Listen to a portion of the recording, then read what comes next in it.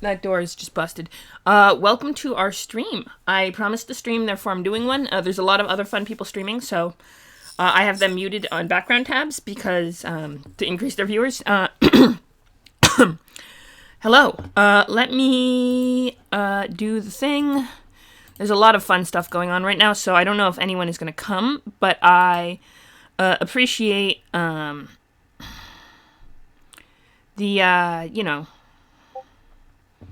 I appreciate if you choose me, and if not, I still appreciate you if you have me on in the background. I can't tell you, it means a lot just to me that there's someone who might, pop on and, okay, that's mine. Let me, the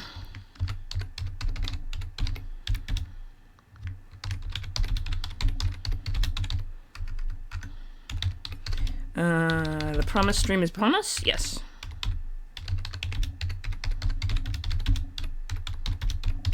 Okay, pop that there, go to the thing, let's go to, Tarda, let's,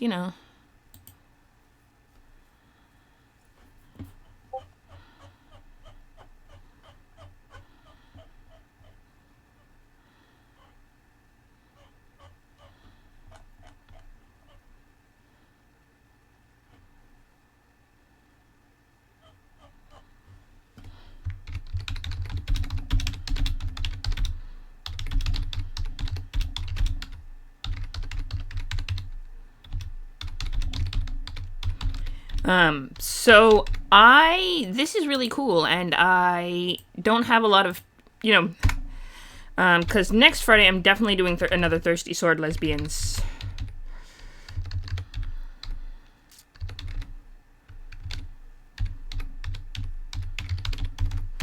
Later tonight, Mondays I do Greyhawk.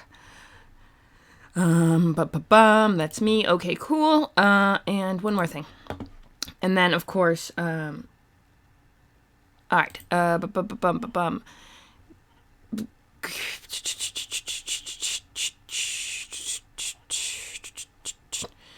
D&D, no, not that one. It's this one.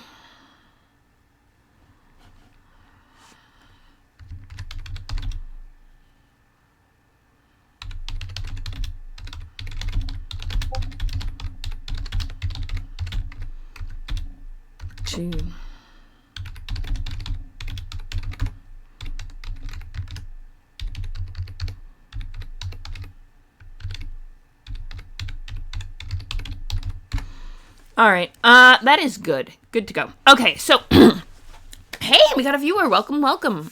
Always appreciate, even if you're just lurking. Do say hi in the chat if you have a moment. So, today's stream is brought to you by, I could do sponsor at the beginning. Relentless Rebels.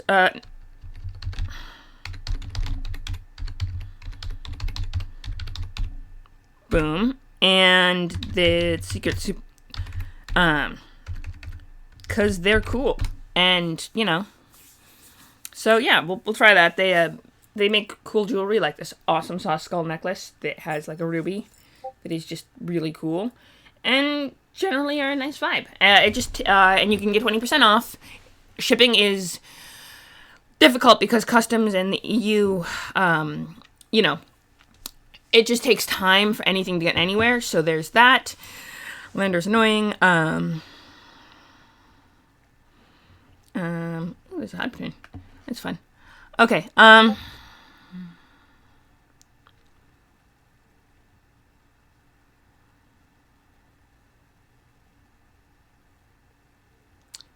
All right. They got some craziness going on in the Phoenix channel, which I appreciate. I can't watch, but because I promised I would do this. And also, it's like really cool. And that's the fun thing is there's always, yes, that works. Always something really fun going on other channels that but you also promised, there's stuff. Okay, let's go zoom in a little so we can see. So, last time we kind of got sidetracked. Okay, to be fair, let's see, it's Matt Nickel. Blah, blah, blah. Yes, open gaming license. So, there is, Lots of fun stuff going on here. I would...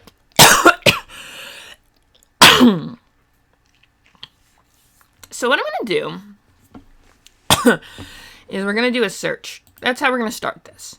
Ooh, hype. There's fun hype train going on. I'm going to add something real quick to a thing.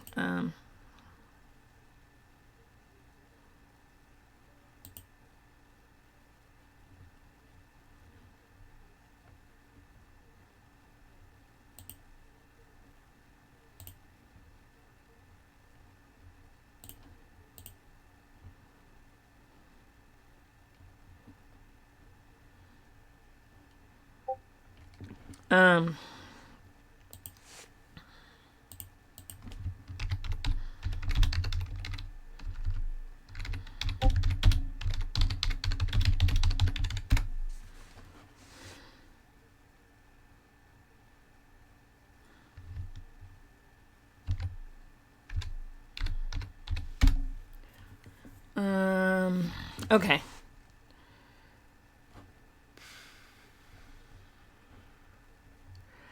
Let's see. We are... Howdy! Hi! Gift of Gabby! Welcome, welcome.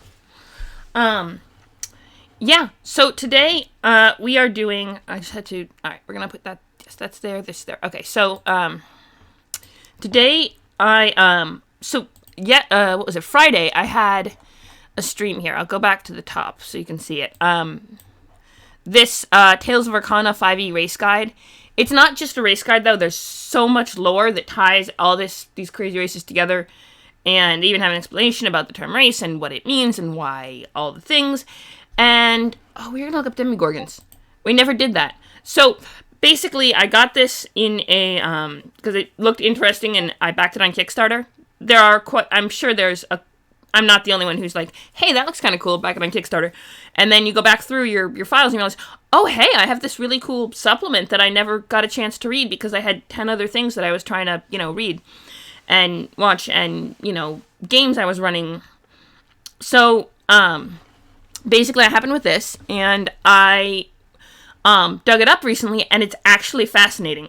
So I did I did one stream on it, and then I thought this Friday it was kind of fun, and I thought it was like a fun thing to do on a Friday afternoon. So, and I usually leave Fridays as a free day in my schedule as to whatever feels interesting. So I pulled it back up, and then we got a few people coming on, and the chat started going crazy, and we did, we got very sidetracked. But I kind of said, I want to do another stream of it. So I pulled it up, and voila. So it's actually, let me see if I can pull up the map. It's a complete, setting guide to, the planet of Genesis, that, is here. So there's, the planet of Genesis, there's the supercontinent Arcana, and the dimension name is Elohim. And there's all these kind of, there's the essence, which is kind of like the magic, lifeness, the very substance which makes magic and life possible. And then, it spirals out into the creator and the creators, who then built the angels and the titans. And then there's, eventually that correlated around the planet of Genesis and developed, and the pantheons of gods began developing as people started believing in them. And then they fought and they lived, and then it turned out there was an alien invasion. The second alien invasion. The first alien invasion was kind of chill. They were like the Chosen, they left all this really cool tech and then just disappeared. The second alien invasion, not so much. So the angels fought him off and then put this globe, so you can no longer leave the solar system by space travel because there's a thing stopping you. But you can duck in and out of various, what's called realms, I think is the term. Closed planet. That interacts with the solar system with open travel to and from. A planet and its moons closed from solar system by a barrier of hard nothingness called firmament. Genesis is a closed planet, yeah. So, a pocket world that exists within a dimension, and the dimension is Elohim. So, realms typically have metaphysical connection to their dimension. Ooh. That sounds really cool, actually. I did not back that one, so I'm not going to end up with a copy kicking around in my files. But it does sound cool, just from the title. Probably the thing I would have backed if I had, oh yes, there's the Eternals, the creators of Elohim. And so there's all these weird little pocket dimensions that, that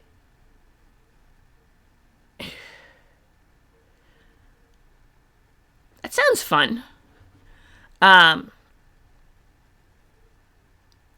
Yeah, but, the map, here's this map. This is the map. Mortal Realm being, what the heck is Smell Force? I don't even know. But there's this, where's Gaia? Let me look at, what is Gaia? The realm of nature, home to the eternal of the same name, and the aspects, progenitors of all animal species. Gaia maintains natural order. It is connected to Genesis by the green path, a force that connects all plant life. So in this, the mortal realm being the planet, and these are all the different realms that connect. The gem realm is just part of Earthscape. It just has a cool name, which we figured out last stream because someone was curious about it, so I went and looked through the lore. But there's all these different, and there's other realms and stuff that are kind of shoved off into corners that, like Oz, for example, is a realm. Let's see. There's a list somewhere.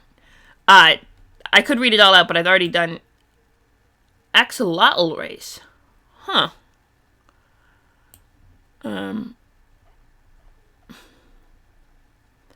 Realms, the quickness. Realm of Rot. Oof. Alright. But what, Theosphere region...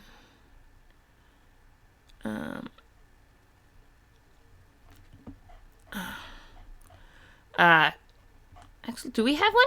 Because there's a whole... No. We do not. There's quite a few, interesting ones. I started going through, I could just go through alphabetically, but there's so much lore that connects all of them, and for example, if we go... Hang on a sec. Just, hang on. There is a little button that I just realized. Because this is... Nope, one eye. You can just say... Ooh, Monster Tamer sounds fun. A friend of mine did a summoner class that was sort of similar. Kind of like... vaguely based on Pokemon, but, Elfkin. Okay. Descendants of Elves and Fae. They, appears to have fairy rings. Yes, we... Ooh, wait. Moon Migrator? Space Elves. Okay, Space Elves are a thing. Thank you. It's a demi-fluid flag, which is a subset of gender fluidity. The main gender fluid flag is a lot brighter, bolder colors, but this one is kind of pastel. My, demi-fluid is my micro-label within a micro-label that I vibe with the most, so I do put it up there. But yeah. So yeah, it is my pride flag, so I did generally put it up there. Also, he, him vibes today, but I don't think I mentioned that. I mean, she or they is fine. Sometimes I'll forget to mention pronouns, and it's not the end of the world, because I don't mind so much, but I feel like I should more often. Maybe that's just me. But, Space Elves. Ooh. Left the Forest of Genesis to live on the moons and travel the solar system. So the question is, they can't travel the solar system. I knew you'd show up. Hi! Welcome, welcome. Hello, hello. Just to join us. Pretty cool. She, they. Always have fun to have she, theys in the chat. Homo. Oh, okay. Separate. That makes sense. I actually have. Check it out. I'm this one, which is my basic NB flag, and then I made this one because, I agree. You know, women are very pretty. I mean, I spent a long time of my life, just thinking I was into guys, and then homoromantic. So basically, it's like homosexual, but only romantic attraction. Because sexual and romantic attraction is not necessarily the same thing. 85% of the population, or not more, sexual and romantic attraction are the same. So, yeah, basically, but sometimes they're not. So, I used to think I was, biromantic, but heterosexual, I wouldn't be opposed to the idea of dating women, but maybe wasn't sexually attracted. And then, Irene Adler. I don't know if you've seen the BBC version of Sherlock. That's fair. I mean, guys are difficult sometimes. Sometimes they're sweet, and I feel sorry. But, the BBC version of Sherlock, and Irene Adler in that, and then I was like, okay, yep, I'm not straight. I was a fool to think I was straight. And then I tried to stretch heterosexuality, and then I realized I'm not even cis. So that's why I could, and now I don't even know. Fair enough. That's also probably how that works, too. I mean, there are people who argue it's different, but it's not. If you're into cis guys, you're probably into trans guys, too. It's a whole thing. There's a lot of discourse around that. Oh, but we were going to do the thing with the thing. And I am very easy to distract. It wasn't even Sig this time. But they have space elves in this setting. So, but here's what I've got. Okay. Driven by science and reason, and the society values pragmatism over all else. Space elves live aesthetic lifestyles, rarely owning possessions and seeking to eliminate all distractions from their pursuit of new knowledge. They are fascinated by other societies and seek to contact new races whenever possible. Space elves are once high elves and look much the same, though they wear their hair shorter and in simpler styles. Their clothing is plain with muted colors. Though they prefer their own garments, in situations where it would be pragmatic to wear local clothing, they choose the simplest garb of that region. Speak concisely without the melodic voices of other elves and often come off as snippy or rude. Space elves have elvish-sounding names, though they consider multiple apostrophes superfluous. Sorry. If I put an apostrophe in a name, it's to indicate a glottal stop, but I'm sorry. There's just a tradition of naming, I promise I'm fine. There is a tradition of naming fantasy names, adding extra apostrophes that don't even indicate glottal stops. So, why are you throwing these in? Although you don't have to match your orthography to your pronunciation, it does help. I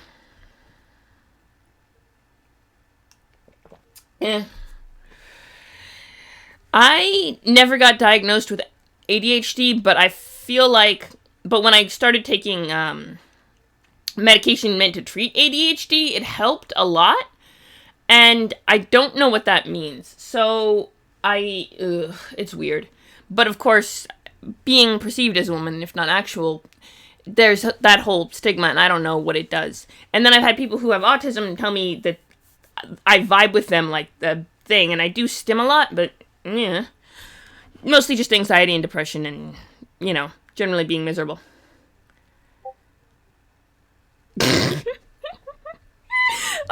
Okay, yes, no, but also, sometimes.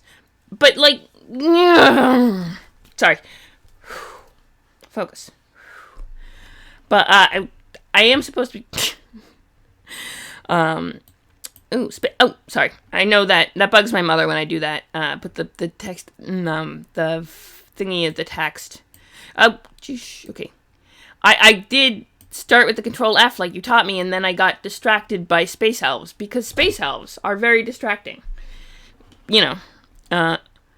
Rarely come to Genesis preoccupied with Mooner threats. They might travel to Arcana looking for chosen technology or other relics. Chosen were the first alien invasion that built all the really cool tech that no one else knows how to work. That is true. Although whether that's just a correlation or whether that actually means something is up for debate. But there is definitely a slight correlation. I don't know if anyone's ever studied that, but, you know. Yeah.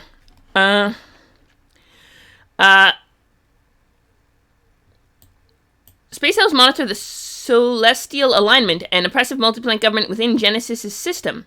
The alignment fears the magical aptitude of Genesians and desires to have its status as closed planet revoked so it can be conquered. Right! So they can't... So... Okay, so the elves, they can't go back and forth. So how the heck are they... Okay, so the whole thing with the closed planet is that there's this firmament, right? Because if the creators created all of Elohim, or the Eternals, that's the one, but then closed off Genesis because the alien invasion, because they created people. Okay, I buy it. It was like the most magical and cool of the planets, so they focused their efforts there. Life evolved elsewhere and then tried to destroy it. They got pissy and made the firmaments, right? Makes sense. So the question then is how the heck does how the heck do the space elves know what's going on outside them if do they have, okay, can the firmament be talked across? That's an interesting question, because can the firmament be communicated? Like, can light go through, right? So people can't go through, but what about beams of light? And if that's the case, then if anyone invents the transporter, they can just beam through, right? And do waygates go through the firmament? Is it just ships that stop, or are waygates or other transportational magics stopped as well? So could you teleport through the firmament hypothetically? Now, it wouldn't be enough for an invasion per se. And if you can't have a effective colonization if you can't get people and things to it very quickly, which is why the British lost America partly, is because they couldn't move their troops there fast enough. But sorry, I'm getting distracted.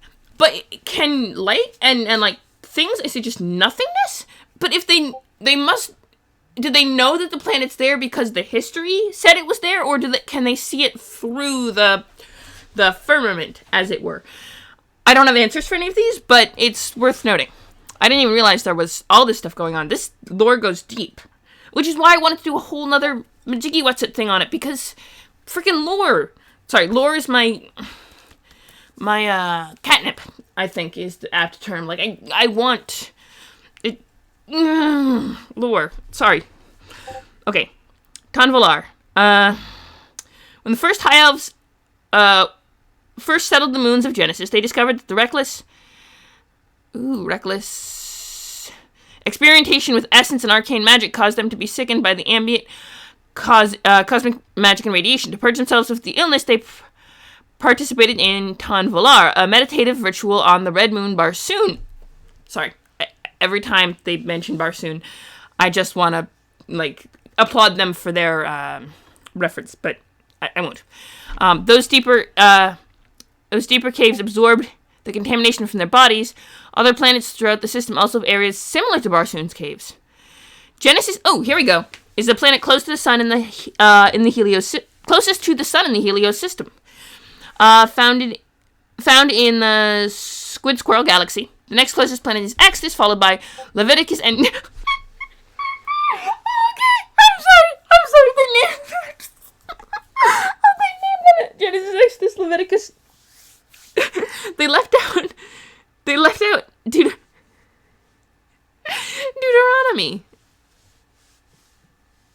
Genesis, Exodus, Leviticus, Numbers, and Deuteronomy are the first 5. They left out Deuteronomy. I'm sorry, it's just a really... they named the planet. I mean, it makes sense. If you're going to name the first one Genesis, might as well go with it, Sorry. I do tend to have... I'm very calm, cool, collected. 65 other planets in the system, with Jude being the farthest from the sun, though heretical astronomers claim there's a planet even farther away. There's an expansive asteroid belt between Malachi and Matthew, though to the debris and destroyed, thought to be debris. Okay, hang on a second. Now I have to go. We're getting old school. Come on, give me a sec.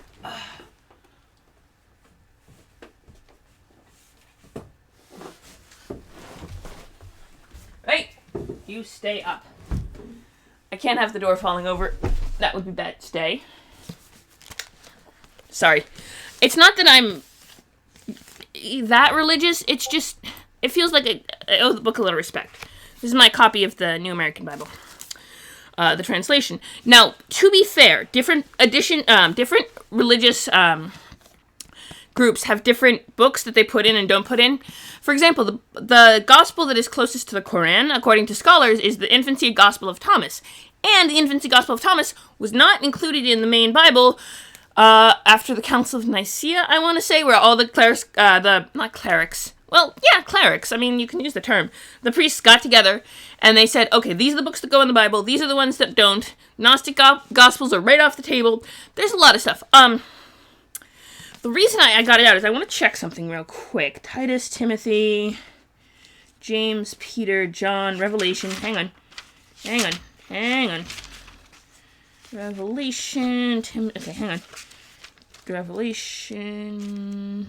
Jude, here we go. I think it's letters. Letter of Jude. Letter is by its address attributed to Jude, a slave of Jesus Christ and a brother of James. Since he is not identified as an apostle, this designation can hardly be meant to refer to the Jude or Judas, who is listed as one of the 12. That Judas, Judas, a different Jude. Because, well, there were 3 Marys, okay? There was Mary, the mother of God, Mary, the mother of James, and Mary Magdalene, among others. So, people have the same names. It's a thing. And, I mean, do you know how many people in the world are named Mary now? There were 3 back then, and now that Mary, mother of God, everyone names their kid. My middle name is Mary, and even if when I took the more masc name, I kept, in the one formal occasion I had my name formally listed out as Lee, with, the full name and the middle name, I kept Mary. Lee Mary Hawkridge. Because I thought, it has that kind of Charles, good NB vibes. And it's my mother's name, and she's, so I keep that bit. She didn't really have any reason to name me the way she did. But, for my first name, but the Mary was, her name. So I kept that bit. Replaced the first one with a more masc version, And then, it's a letter from my great aunt, Annie. Hi, Jingleheimer. No one ever goes out. When I go out, the people do not shout. There goes John Jacob Jingleheimer Schmidt. Unfortunately. Actually, though, there's a fun one. So, a slight digression. I should probably put this back, also. I could leave it out for a bit. Might do me good. What was I had a slight digression. So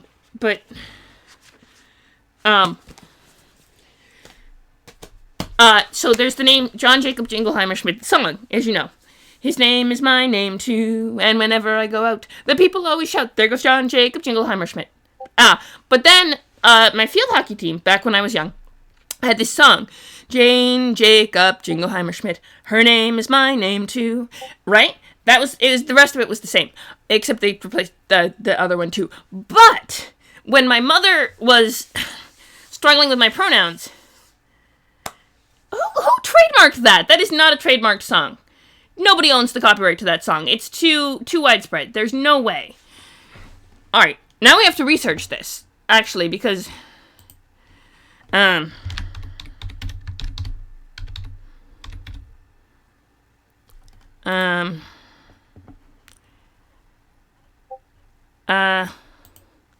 traditional children's song originates from the United States and Canada. The song consists of one verse repeated, usually 4 times, each time increasing or decreasing the volume or tempo. If the volume is lowered, the last line, da-da-da, often remains consistent, shouting even as the song reduced to a whisper. Notes and references. it doesn't specify that. Oh, Elmo sings it. Some evidence, vaudeville, some vaudeville acts.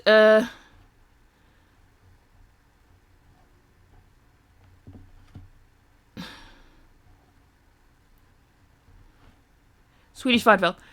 Become widely known in the mid-20th century. It received a major boost when it was circulated throughout the country during scout troop gatherings in the late 1920s and early 30s. In 1926, the Times newspaper of Munster, Indiana, printed that during a Girl Scout outing, the Scouts sat around the campfire, and it was solemnly announced that John Jacob Jingleheimer Schmidt, after a long and useful life, had died from overwork on the way to Whiting. He was buried with due ceremony. His ghost is not seen until October 1st. All the favorite camp songs were sung.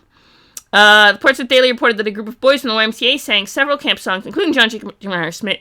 1931, newspaper Star Gazette reported the Boy Scout gathering in Seneca Lake. As the Scouts entered the mess hall, Troop 18 soon burst into the first camp song, John Jacob Jingleheimer Schmidt. A 1941 Milwaukee Journal article also refers to the song with the same alternate title of John Jacob Jingleheimer Smith. The song is indefinitely repetitive, a similar name to The Song That Never Ends, Jan Janssen, Michael Finnegan. Versions of the song appear in other languages, such as Spanish version, Juan Paco Pedro de la Mar. You see, it's not copyrighted because John Jacob... If a man such as John Jacob Jingleheimer Schmidt did exist, then he hypothetically could ask for the song to have the copyright. But no John Jacob Jingleheimer Schmidt has ever come forward and asked that the song be copyrighted. Therefore, just because your name appears in a song doesn't mean it's copyrighted to you unless you specifically claim so. It was a different John Jingleheimer Schmidt who wrote the song. I mean, the whole point of the song is that there's more than one John Jacob Jingleheimer Schmidt, and none of the John Jacob Jingleheimer Schmidts ever claimed the song, that they wrote the song, or that the song was theirs, or hold copyright to the song. So, it's not copyright, which means I can sing it on stream. Whew. Okay, that was our random fact of the day, is that the song John Jacob Jingleheimer Schmidt is not copyrighted. And was written around the late 20s, early 30s. There you go. Oh, but I invented another version. Because I do that sometimes. I invented another version which goes, J. Jacob Jingleheimer Schmidt. Their name is my name too. And whenever I go out, the people always shout, there goes J. Jacob Jingleheimer Schmidt. Da-na-na-na-na. So basically there were 3 verses. John Jacob Jingleheimer Schmidt, Jane Jacob Jingleheimer Schmidt, and J. Jacob Jingleheimer Schmidt, who used he, she, and they, respectively.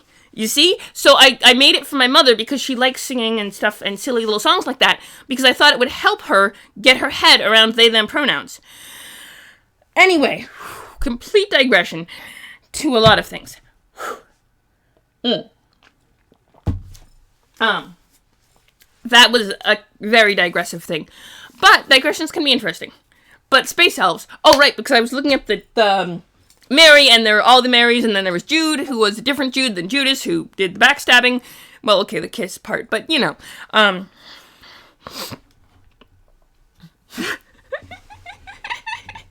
No, you are absolutely welcome in the discussion. I don't mind the distractions at all. And, they were distracting me, too. So, I figure, between the two of you, it evens out. Oh, yes. So, right, because I wanted to see if Jude was the last book other than Revelation, and it is. Which means the heretical planet they, Malachi, hang on. I think Matthew was the first. Proverbs, Maccabees, Esther, Judith, Chronicles, Samuel, hang on. I want to get the Daniel, Joel, Haggai, Matthew. Okay, so this is Malachi.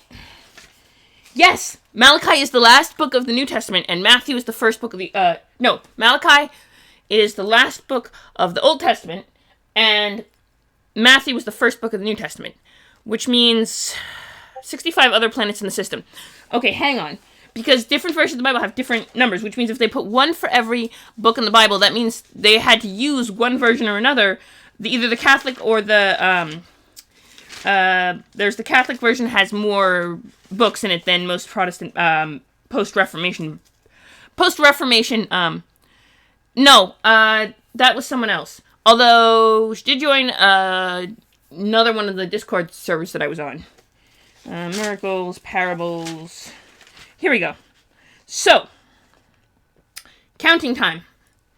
The Pentateuch, Genesis, Exodus, Leviticus, Numbers, Deuteronomy, and that's the first 5. And then there's Joshua, Judges, and Ruth. That's not the Pentateuch. Hang on. That's 8. Then 2 Samuels, that's 10. 2 Kings, that's 10. Hang on. 2 Samuels is 10. 2 Kings is 12. 2 Chronicles is 14. Ezra, Nehemiah, Tobit, Judith, that's 4 more, so that's 18. Esther is 19. 2 Maccabees is 21. Then you got Job, Psalms, Proverbs is 24. Ecclesi, that's 25. That's 26, 27, 28 for Sarah. And then you got, it's 28.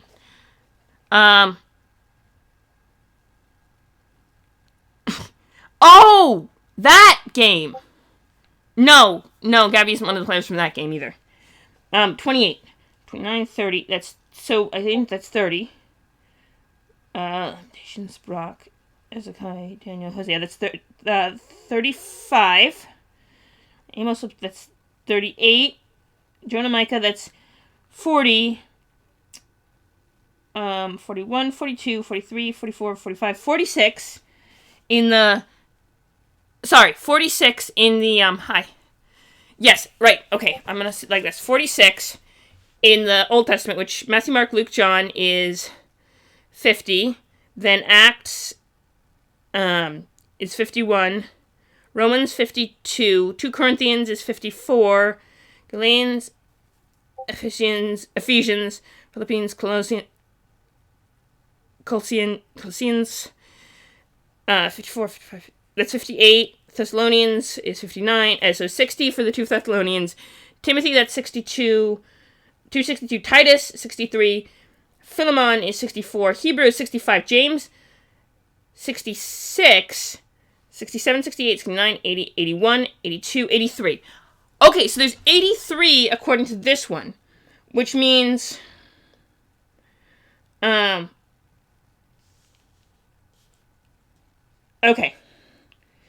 So, and then there's the different organizational... Wait, there's other ones... Hang on. Oh, this one lists them in alphabetical order. Okay, never mind. This one lists them in order, and then this one lists Old Testament, New Testament in alphabetical order. Oh, if G... Oh, no. I don't know if I could handle G. I do have sub-like tendencies, but I couldn't handle Dom like G. I don't think. I'm too delicate. I'm like Valdez. I need cuddles. Ugh, not corrections. But anyway, I'm gonna put this aside. I'm not crazy religious, but I do like to show a little reverence, Anyway, but what, I was so you start with 1 hour meditation and then sleep for 4 hours. During your meditation, you are unconscious, so that sometimes you dream like visions. Magic cannot put you to sleep. Hang on. Hi, Elves. Arcane Heritage. Right, meditation and then 4 hours of sleep. Okay, so it is meditation and 4 hours of sleep, not 4 hours of trancing. Interesting. Okay, Space Elves are Space Elves. Hang on. Let's see, what is the fem? Oh, yeah, they're wearing the same. Okay, cool. That's Space Elves. Okay, but then there's the Elf Kin, which is where we were. Well, okay, that's where we were. So, hang on. If there's all these planets, this is the same question. They didn't specify. So, this is all the other planets in the system, right? So they got Exodus, Leviticus, Numbers, and they left out Deuteronomy. Did they leave out Deuteronomy, or is Deuteronomy last? Deuteronomy might be right after Numbers, as opposed to, and they just didn't. Now we look this up again. Yeah, it is right after, so they probably just left it out as the next one in the list. But, 65 other planets in the system, with Jude being the farthest away from the sun. Although, if they if they ditched all the ones... I'm going to have to recount. Hang on. We're going to recount. We're doing a recount. And this time we're not... and I'm going to keep my head up this time, because I'm curious about this. So we got 8 in the Pentateuch, right? Because Joshua, Judges, and Ruth count in the Pentateuch. Fine. Then we got Samuel and Kings, that makes 10. Chronicles makes 11. So we're only counting the ones that are split once. So if Chronicles is 11, then you got Ezra, Nehemiah, Tobit, that's... So, yeah, 8, 9, 10, 11. Yes, 13, 14, 15, 16, 17. Maccabees makes 18. Job, Psalms, Proverbs is 21. Ecclesiastes, Song of Songs, 22, 23, 24, 25, if you want to get all the way to Sarah. That brings, right? Because that's 4. Proverbs 21. Yeah, 4. So it's 5. 25 when you get to Sarah. And then you got Isaiah, Jeremiah, Lamentations makes 28. And then Baruch, Ezekiel, Daniel, that's 31. Hosea, Joel, Amos, 34. Obadiah makes 35. Then Jonah, Micah, Nahum, Habakkuk, Zephaniah makes 40. And then Haggai, Zechariah, and Malachi make 43. Right? That's 43. If you only count once, right? So then you get Matthew, Mark, Luke, John is 47. Acts is 48. Romans 49. Then Corinthians 50. Galatians, Ephesians, Philippians, and Corinthians is, that's 60. 62. Then Thessalonians 63. Timothy 64. Titus, Philemon, Hebrews, and James is Peter, John, Jude. Yeah, no, there's still more than 65, I think. Alright, I mixed up the count, but I'm pretty sure. Hang on. I'm pretty sure there's definitely more.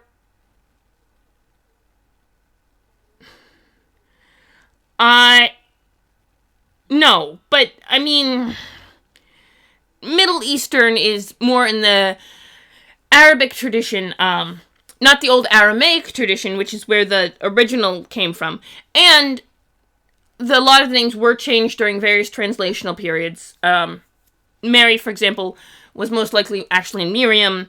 All the Marys, Mary, Mother of John, Mary Magdalene, and Mary, the Mother of God, Holy Virgin, ever, Queen of the Universe, etc., etc., her. That Mary. And so in different translations, they say her name differently. So they do translate some of the names. And,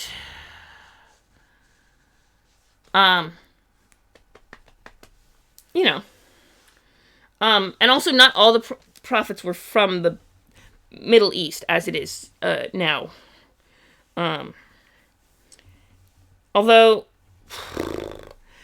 I think, maybe? She is Queen of the... That is, well, canon in the strictest sense of the word. But yeah, she did get ascended into heaven and became Queen of the Universe after... at some point during the... after the death of her son. But she is generally accepted to be Queen of the Universe after her ascension. I don't know how... I feel like we need a better way of counting them than all of this, but... than just getting a copy of the Bible and counting manually, but... I kind of wanted to get it out. Anyway, ancient religious scholarship is a whole... separate thing. Whether or not they got... So, 65 is clearly based on another count, and that there's other ones that are leaving out from here, or... It might be the last 3 in the Pentateuch. No, they don't leave out Esther, because Esther's the big one, because, the entire holiday, which holiday was it? Of Purim is based on the Book of Esther, and her whole exploits of being awesome and saving the entire Jewish people from extinction. The one time... you know. Anyway. But apparently, sorry, we're going back on track to the galaxy far, far away, the Squid Squirrel Galaxy. So, which, that means that the first planet is in the Graham Goldilocks zone, which hypothetically means, assuming that the science works the same way, which, granted, metaphysics do not necessarily work the same way, especially if magic is involved, because magic does exist. It is known to exist. Although, places like Cape assume block magic, so, anyway, point being,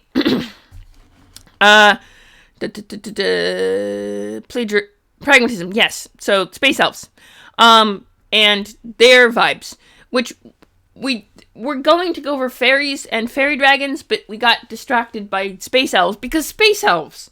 How can you not get distracted by space elves? And also, I didn't really set a thing from the thing, necessarily. I, meant to do that. Also, that is to say,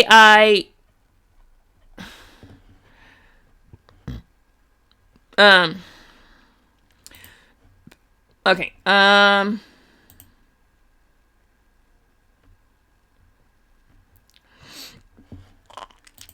did, sponsor in on Patreon. Oh, wait. I also have to respond to the thing with the thing. I promise I will before bed tonight. Matthias is so confused and just, it's fine. Don't worry about it. But, I kind of want to because, oh, well, okay, we have 5 viewers. For everyone in chat, hi, we have way more viewers than I thought we would. My name is Lee. Human vibes today, share day is fine. The flag is an indicator that I'm actually a woman. What else? I don't usually do biblical scholarship on stream, but the Smite guy Mike Nickel did name all his planets after books of the Bible, so I had to go and confirm that there were really only 65, and there definitely are not only 65, which means that he's skipping some, which probably means he used the post Reformation version of the Bible where they took out several books, but that is neither here nor there. And then there's the whole Mormon. Okay, that's a whole separate. That's a whole biblical scholarship is a lot, and I'm not an expert. Despite what my meta knowledge, I'm not an expert in a lot of things. I was doing this really cool thing called Tales of Arcanum, and the fact they had space elves, and then the space elves used the planet, they named all the planets in the whole system are named after books of the Bible, so I had to go and look up the thing, and that led, I get distracted very easily by a lot of things.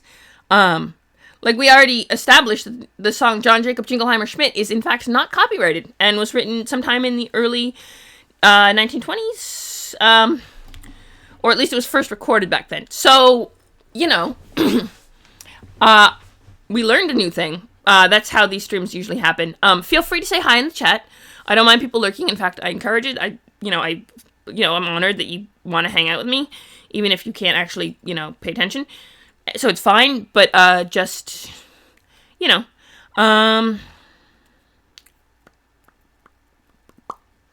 anyway, do say hi in the chat. I really appreciate it, and I love audience participation. And then you can ask questions and direct our chat. Like someone asked in the last time we did Arcana, which was Friday. I don't usually do Tales of Arcana, but it was really fascinating, so I wanted to do a second stream on it.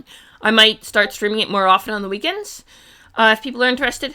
I usually, I only have so many days of the week, and maybe I'll do a weekend Arcana on the weekends, and then Thirsty Sword Lesbians on Friday, because next Friday I want to do another Thirsty Sword Lesbian stream so badly, and there's just too much cool stuff to stream and not enough time in the week, especially with a job and also with other things going on and games I'm running and that I'm not streaming, which I probably should, and I lost 2 viewers. Okay, that's cool.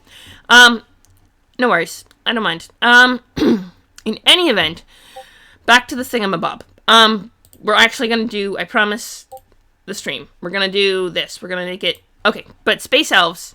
So the reason I was babbling about all this is the firmament, was created after the Sky War. Let's see.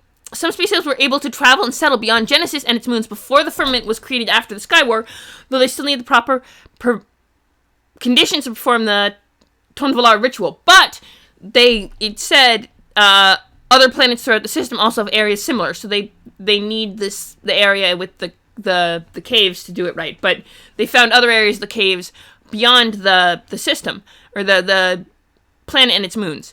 So all these worlds have diverse ecosystems and sentient beings. Some space elves were able to... Okay, so space elves from Genesis were able to...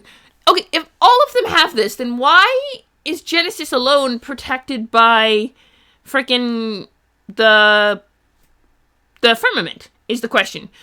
Why do the creators favor Genesis? Or did they just...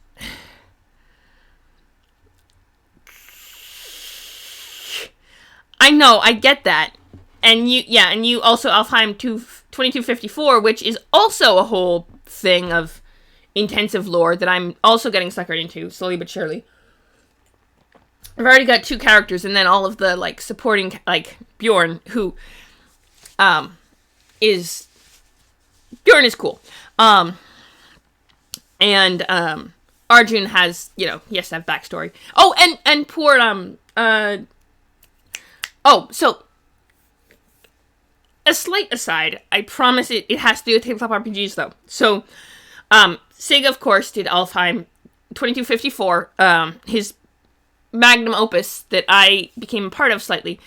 And yesterday I was working on writing for this magnum opus during a writing word sprint we were doing with a bunch of friends. We started doing these sprints, and I finished the story, or at least my section of the story, partway through the sprint.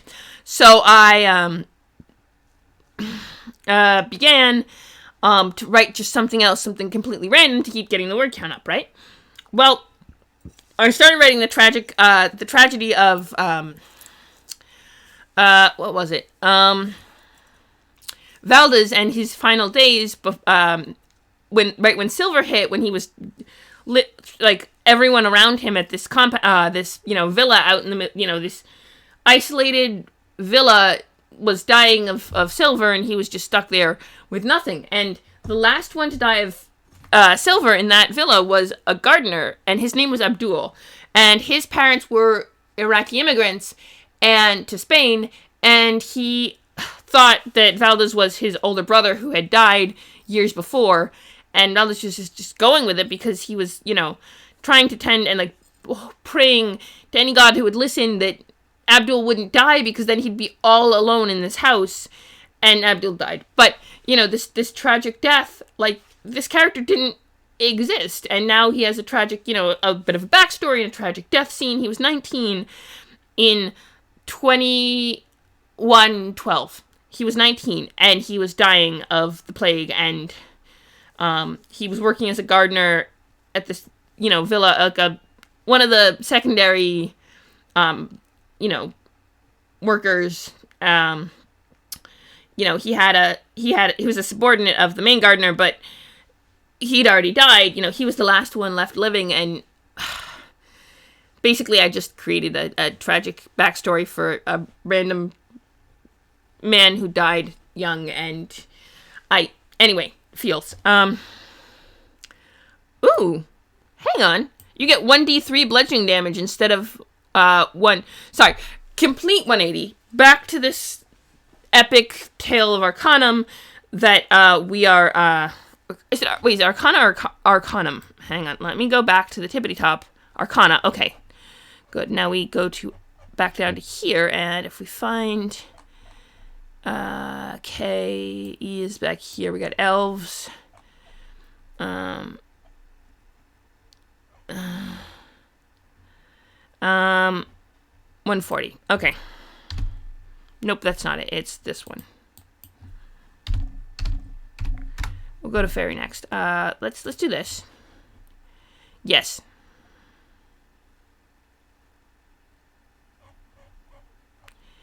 Ooh, an angel elf. Angel elves are high elves who corrupted themselves with celestial magic of heaven. The power they stole from angels gave them wings. They cover their eyes with halos taken from angels they destroyed, though they are still able to see. Okay. Yeah, of course he was. What is he going to do? Not tend to this poor dying man? Is he just going to leave him to die? Valdez wouldn't, especially young Valdez who hadn't been scarred by, although there are some early scars that, early angst. Oh. That is... yeah, that is sad. Of course. I went with my friend when we had to put, his cat, Lionel was such a sweetheart. He was purring all the time. He was just this, and then at the end, he was just not doing well. And he finally, he was breathing, but, and we had to take him in, and we were there, we stayed with him because he was a good little kid, and he deserved, not to be, alone at the end. That was one of the things about CeeLo, may she rest in peace, was that she was an awfully good girl. But I couldn't be there because I was at college, so I had to get a call from my mother that she was... it was a lot. Dogs are... and cats, too. They're just sweet. And companions for... Okay.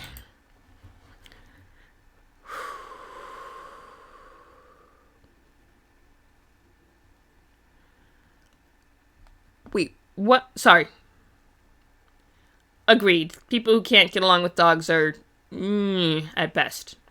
People who are allergic to dogs, I'm less trustworthy, because it's, if your body screws, that's, that doesn't speak to your character, that speaks to your body's failure, which is unfortunate, but, angel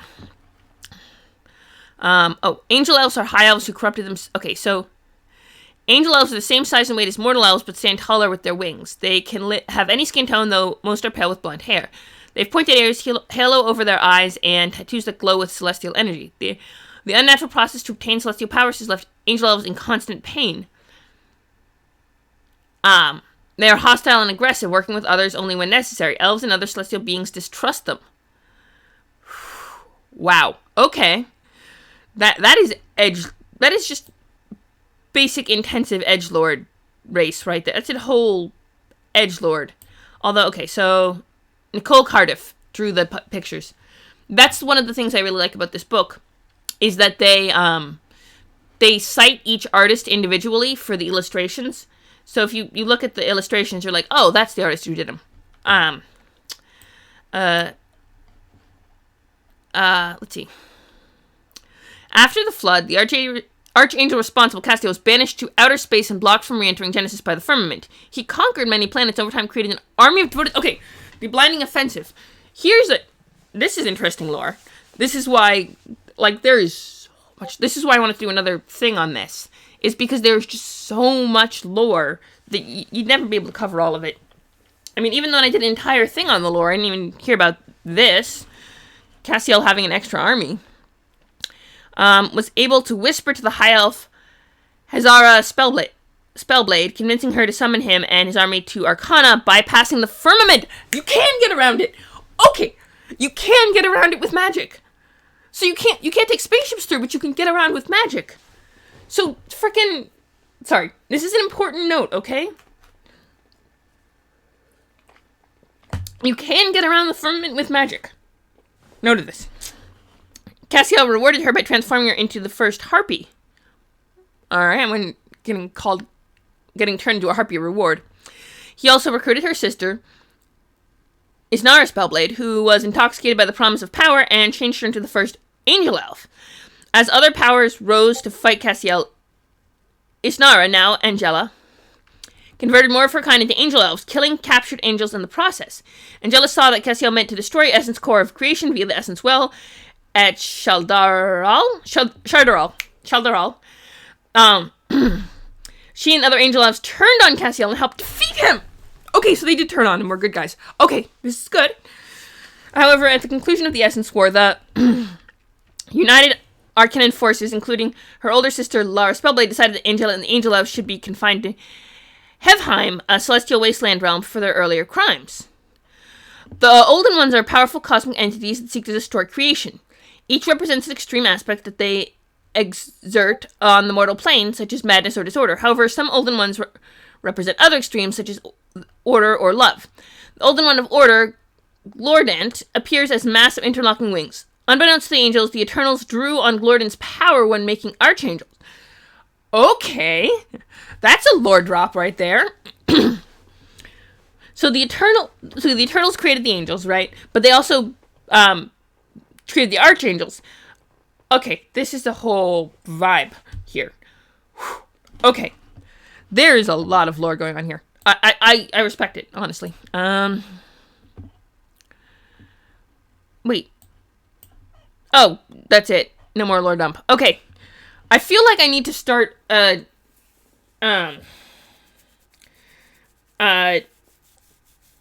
whole channel for Elohim lore just because it's freaking such a thing. Okay, so there's angel elves, and then they get, you know, the usual keen senses, charm, dark vision, size, rarity, unknown, and they've just recently returned. Aren't yet strong enough to grant you full flight. Provided you have space, double what you require, usually 10 feet, you can flap your wings to jump as if you had a 10-foot running start. If you can do so and have a 10-foot running start, double the distance you jump. So you can use your wings as like a hang glider. When you fall, provided you have double your space to open them, you can use your wings to slow your fall to 60 feet per round, taking no damage from falling. So feather fall, essentially. Also, for every 10 feet fall, you can move 10 feet horizontally. Each foot you move horizontally, this way counts as 1 foot of movement. So basically, you can glide. They're not enough for flying, but you can glide. You have access to improved wings and strong-winged feet. Oh! So if you take a feat, you can buff up your wings. Common, Celestial, and Elvish.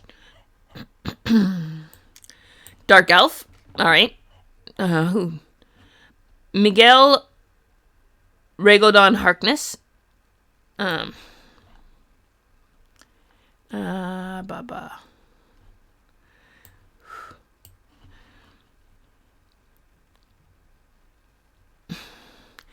Ancestors settled deep forest and subterranean realms in pursuit of harnessing the power of the moon and darkness. They are highly intelligent and versed in arcane lore, but keep their secrets close. I guess we're doing one on the different types of elves. You know what? I guess we're doing a stream on the different types of elves. So, I think that's okay, right? I mean, that's fun. And then we'll get to fairies when we get past elves. After Elfkin, we get to Elfkin, then we'll get to fairies, and then we can go to the fairy dragons, which are a whole nother race. And then maybe we'll, you know, so, but elves are intensive. There's a lore. Okay, this is hard lore. Many work to protect Arcana from malevolent forces that elude notice of other races and societies, although more Dark Elves have begun to break with tradition. Dark Elves are taller than average human with slimmer and more athletic frames, as shown here. That ranges from light to dark. They have skin that ranges from light to dark purple with silver or white hair, and black, purple, or red eyes. Though they value their own culture, they are likely to wear clothing of the regions they visit. Dark Elves have deeper voices than typical elves, though they still sound melodic. They have similar naming conventions as traditional elves, though their last names might include words such as moon, night, or star. Dark Elves are caring and compassionate, though they seem apathetic. They want to stop threats and focus on helping society as a whole, which can take their focus away from their fellow travelers. Other elves are distrustful of them, thinking that they've embraced dark magic, but still might work with them. Okay, Amethyst is not a problem. Amethyst is you know, Amethyst.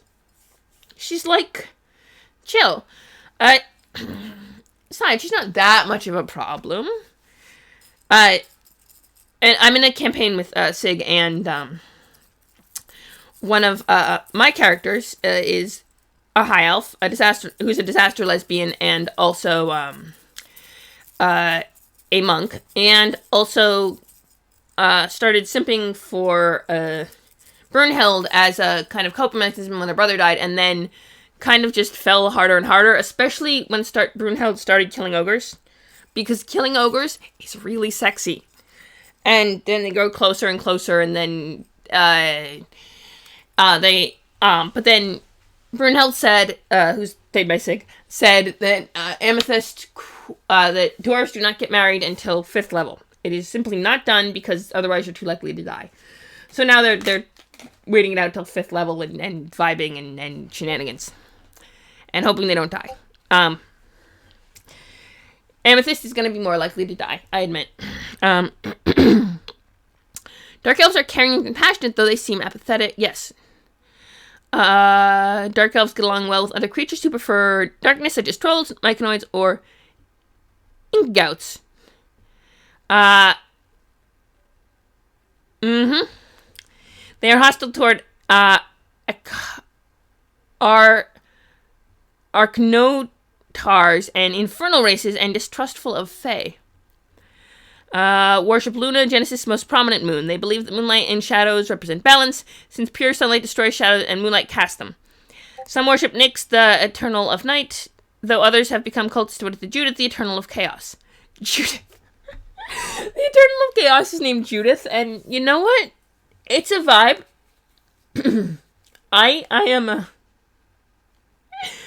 Oh... I'm sorry. They just named the Eternal of Chaos Judith. I'm sorry. I'm good.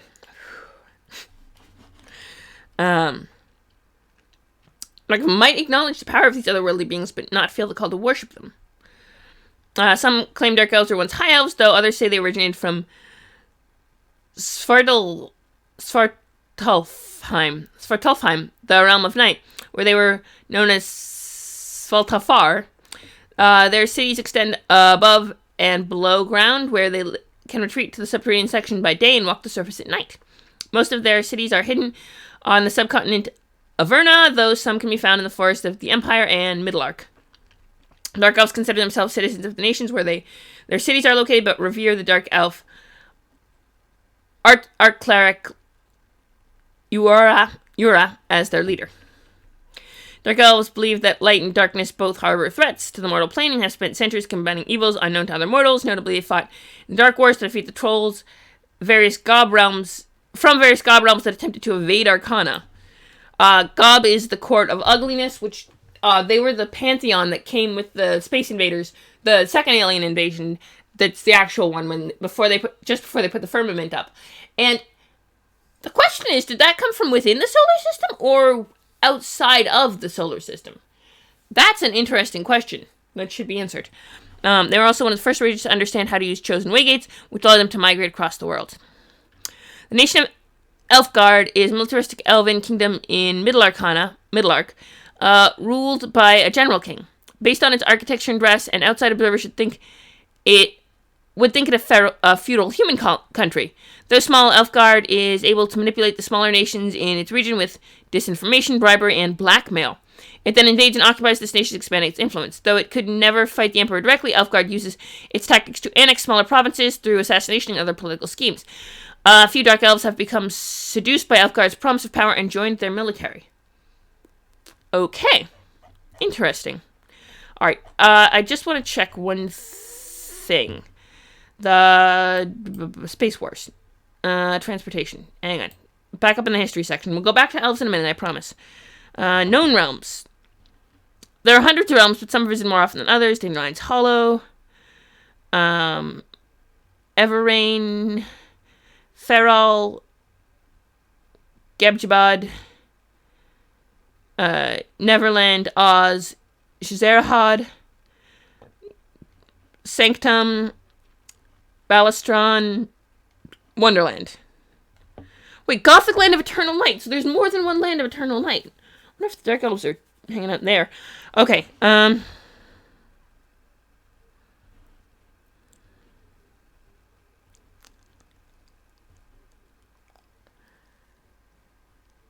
No, Shazerasad.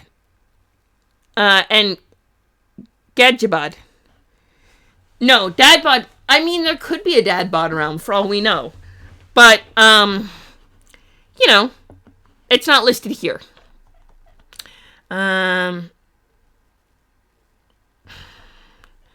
Dominion War, Empire Civil War, the Cold Wars, the Essence War, the Elven Age.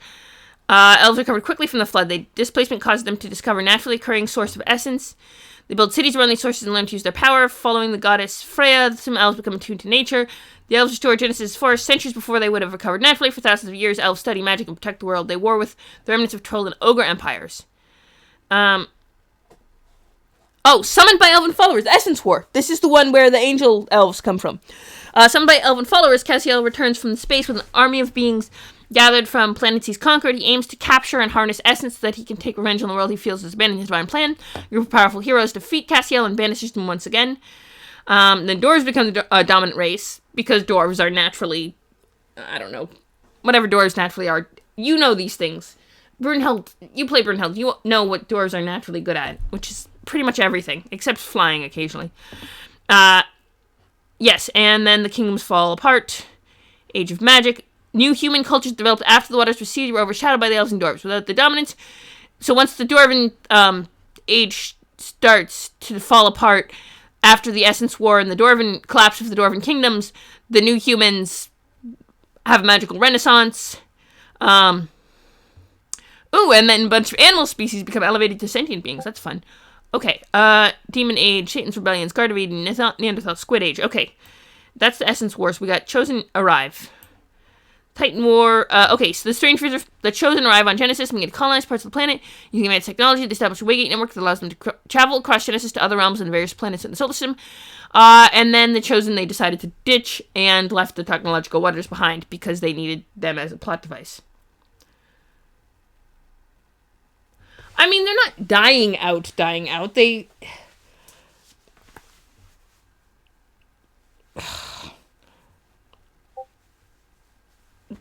kingdoms fell, sure, but the dwarves themselves didn't. And presumably are still kicking around. Do you want me to look up dwarves? Fuckers. Sorry, my back is itchy. The Ice Age. Oh, okay. Titan War, at the end of the dinosaur. Okay, Titan, that's not the dinosaur age. Demon Age, Satan's Rebellion, Neanderthals, Guard of Eden, the Squid Age. Aquatic ecosystem develops.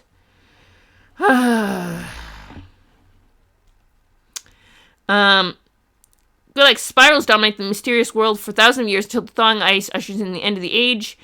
Neanderthals evolve naturally. The gods take notice. These new tribes and eventually elevate Neanderthals to become dwarves and elves. Wait, hang on. This is... Okay. Oh, this is where... Okay, that's when early humans, Sky War... Okay. The invaders, highly advanced aliens, attempt to take Genesis for their own. However, they are defeated by a coalition of celestial, infernal, and mortal races to prevent future invasion.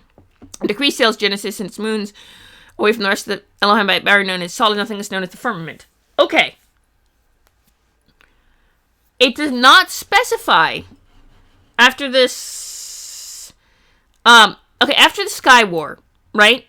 Hey, all of the heroes of both the Hobbit, apart from, well, the Hobbits, were dwarves. Like, there was one Hobbit, the Hobbit. The rest of them were dwarves who were trying to retake their homeland and actually were, like, reasonably, epic about it. So,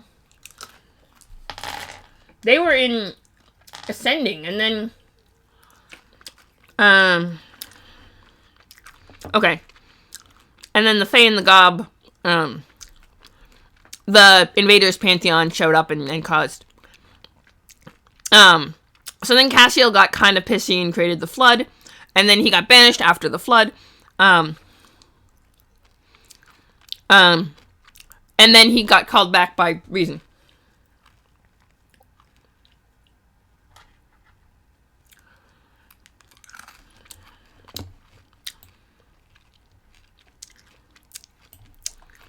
Okay, so it doesn't specify if the invaders during the Sky War came from other other planets in the same system or other further out solar systems. Okay, hang on.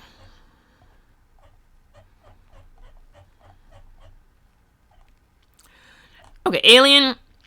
Common tongue of the solar system. Okay, so there's a common tongue among the rest of the damn solar system.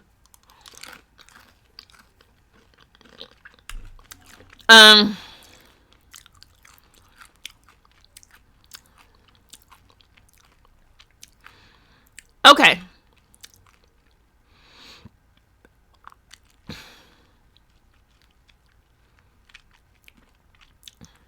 Draconic. Dwarvish. Okay, so we're going here. We're going to the thing. I'm going to do it. Sheesh. Pipe down.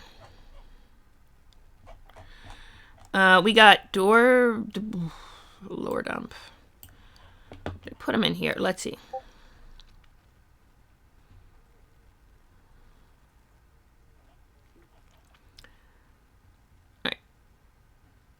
Alright, let's go with... Let's do it. We're doing it. We built expansive underground cities during the time of the Dwarven kings, much to our detriment. We ruled the world, but we hid from it, trading steel for stout and ore for ale. The world passed us by, but now the time's for us to return to it. Dwarves are mountain dwellers, known for their culture centered around mining and ale. Ale and mining. I mean, I'm guessing he probably has picked it up over years of living there. I mean, he speaks Spanish, probably learned enough common to figure it out. I'm guessing Lorfincant is like a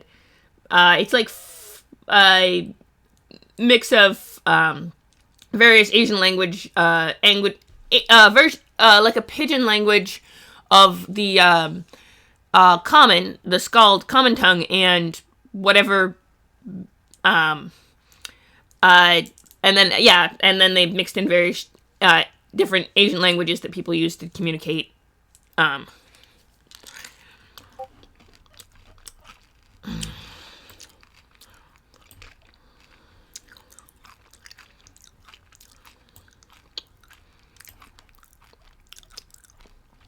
Dwarves are mountain dwellers known for their okay. They may seem gruff. They're friendly in their own way. They take time to warm up to fellow adventurers, but dwarves always have their backs. Dwarves have shorter and stockier frames than humans, standing around 4 to 5 feet tall. The weight varies, though on average they're around 150 pounds. While dwarves common to the Empire have lighter skin, they can be found all across Genesis and have the same diversity in skin tones as the human population. They have similar hair colors as humans, with reddish and orange hues more common. Dwarves may also have their own cultural garb, such as battle armor, but wear clothing common to the regions outside of their mountain cities. Their surnames are a typical combination of 2 words related to Dwarven culture, such as Alax, Cold Thunder, Orfist, or Forgehammer. Dwarven in Arcana do not have beards. You may play a female character of any race who has beard or other facial hair. Okay, so they have the same thing with humans, where occasionally if you have PCOS or something, or other weird, hinky secondary sex characteristic traits with your hormone levels, you'll present otherwise female completely in biology, but still grow a beard. That happens occasionally for humans. And apparently, occasionally for dwarves, but most of Dwarven women are smooth-faced. Once they open up to strangers, dwarves welcome them into their homes. They're strong and hardy, working in harsh environments, so they appreciate folks who labor with their hands. They are proud of their heritage and readily share stories and songs of mountain halls. They can butt heads with the more snooty races, such as elves. Dwarves are familiar with other mountainous races, such as satyrs and Quarren. During the Dwarven Age, dwarves were dominant race on Arcana. From mountain stronghold cities, the 7 Dwarven kingdoms took dwarfkind to a technological revolution, creating steam coal machines to mine valuable gems and mithril. Dwarves settled across the surface, establishing cities above ground for the first time in their history. But the Dwarven kings became intoxicated with power and ale. They retreated into their strongholds and became isolationist, ignoring problems their citizens faced. Historians say the kings drank too deep and each succumbed to their worst traits. The worst was King Goldemar, whose fascination with Infernal magic caused his stronghold in Bald Mountain to be overrun with demons. Ooh. Today, dwarves can be found throughout the Empire and the lands beyond. Many of their former cities are occupied by elves and humans. The few remaining dwarven strongholds are reminders of the former ingenuity. Though dwarves' time as masters of the Arcana is past, who knows what secrets yet lie in those ruins. Stein smashing is dwarven tradition of hitting ale steins against tavern tables to create music. In the former dwarven mountain city Navmogal, now ruled by elves and called Orthriel, stein smashing has been outlawed as offends the gentle ears of its citizens. The bard Sigrid Steelbeard has used her musical talent to replicate the sound of stein smashing by unconventional use of elvish instruments, fanning the flames of social unrest in the city. 'Cause, yeah. Sorry. I feel like, you know, that is, I love it. I love it.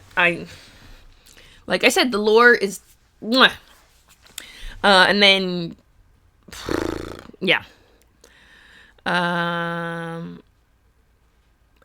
Delver's lore, which is, the same theory as what's the 5e trait you get advantage on history checks regarding stones and things. Duragar, Dark Dwarves. Okay, that's cool. Too deep? Mole wash. We've not dug deep enough. Archibald Mbeard. Of the Sootfall Mbeards, of course. Dark Dwarves hail from the dark below, the subterranean region of Arcana. Though they share many characteristics with their kin, which they derisively call surface dwarves, dark dwarves consider themselves forged from tougher material. Due to their proximity to infernal and malicious elemental forces, many dark dwarves become agents of chaos, though others reject these influences to focus on ale and mining. Though they are similar in size and shape to their dwarven king, the dark dwarves have red eyes and skin of tones of various shades of grey, which they claim is from ash and coal in their veins. They can have any hair color, though it tends to be darker rather than lighter. As in other dwarven cultures, hair is an important part of their identity, so they take care of its appearance. Dark dwarves spend years laboring beneath the earth, giving them muscular physique they love to show off. Dark dwarves' names are similar to those of other dwarves, though they tend to be edgier, such as Blood Boiler or Gem Crusher. Unlike mountain dwarves, who can warm up to strangers, dark dwarves remain cold to those outside their inner circle. They believe that they are the rightful rulers of dwarven strongholds and consort only with their kin. Despite their gruff attitude, they value honor, though their code favors dark dwarves above others. Dark dwarves live in the dark below and other unconnected kingdoms beneath the lands of the Empire and the wide Arcana. Dark dwarf territory is collectively referred to as Underlands and the surface as the Overworld. Each kingdom is a monarchy run by tyrannical royals who extol the virtues of strength and war. Dwarven settlements run like machines with forges ever burning to produce weapons for battle. Their societies have become industrial, developing technology that runs on steam and coal, not just to create new weapons, but also to mine more efficiently with the drills and pneumatic hammers. They mine mithril, but those beneath Galandria on the subcontinent of Averna also extract gems. They subsist by farming vegetation native to the subterranean realms, which can grow on all surfaces of a cavern, creating tunnel farms. They also domesticate giant moles and hunt to supplement their meals. Dark dwarves brew ash ale and cold brew, drinks lethal to other races. A common dark dwarf saying is, "We've got the ale that cures ya." Dark dwarves believe they originated from Nidavellir, the dwarven realm connected to Yggdrasil, though they most likely are from Svartalheim, the realm of night. They worship the dwarven gods Austri, Vestri, Nordi, and Sudri, who are believed to hold up the surface. Some devote themselves to Sutur and the concept of Ragnarok. The cults in the abandoned city Valish Kenos worship a titan bomb named Aura. Every dwarven culture, from the ice mining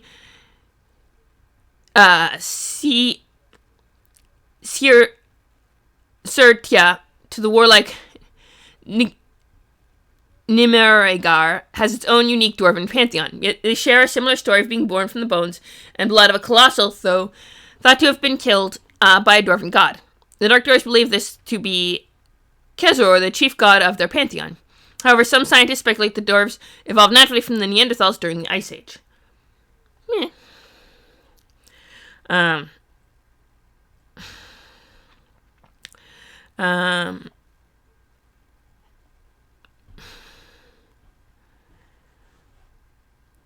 Mostly chaotic neutral.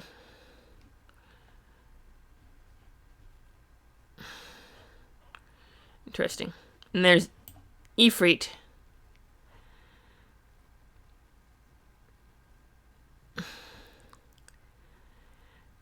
A race of demons, beings whose mortal ancestors were consumed and corrupted by elemental fire magic.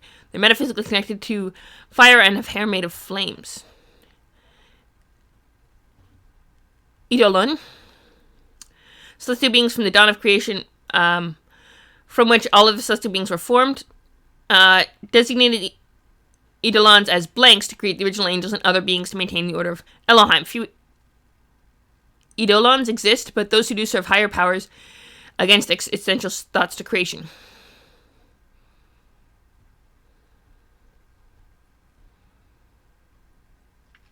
We're created from... Sorry, we are going back to elves. But I was curious about the dwarves, and then I got distracted again. There's a lot of these, okay? And pure essence found in the essence core.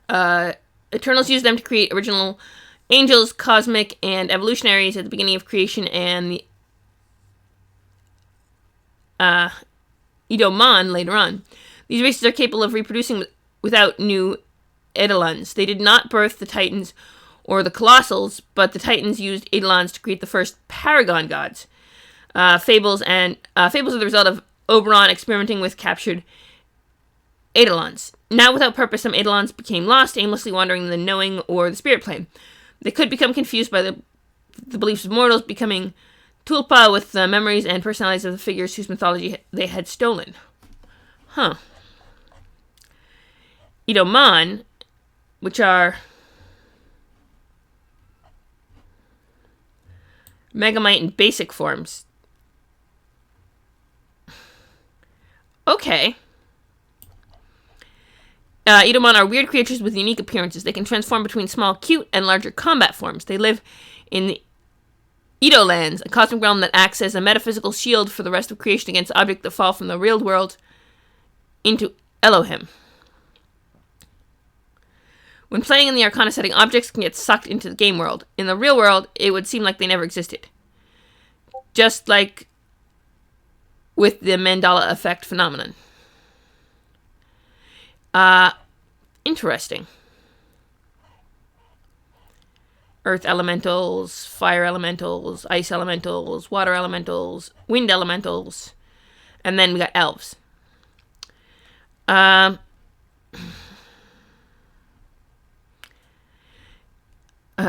Okay. Well, you just have to have something cushy that's fireproof. You know, you have to figure out, like, asbestos, maybe? Would be a really good pillow if you had fire hair. Although it might, screw your lungs up. Although, if you didn't have human susceptibility to lung cancer, asbestos might be your best bet for pillows. Because it's soft, but also doesn't burn. You would hope that with extra years, we elves would have perspective beyond the shorter lifespans, but sadly we are just as foolish, becoming more set in our ways. Elves are regal, lungless forest dwellers. Asbestos. Asbestos is cushy and fireproof. And really bad for your lungs. But also cushy and fireproof. In general, elvish culture tends to be isolated, but younger elves often venture into the world to learn about other mortal races. Unlike high elves, who are ageist, typical elves live for around 4 centuries. So there's elves and high elves. Okay, we got multiple. The elves are the same size and shape as humans. They tend to stand taller, with many around 6 feet. They're slim and athletic, 100 and 160 pounds. While many associate elves with fair skin and long blonde hair, they are diverse as humans, as the human population includes a variety of skin tones and hair colors. They have no singular clothing fashion, but wear garb appropriate to their position and profession. Elaborate outfits are impractical for travel, so elves who live among trees and adventure with mortals wear garments that allow free movement and combat, but still retain the aesthetic of their homeland, such as green coloration, leaf patterns, and elvish symbols.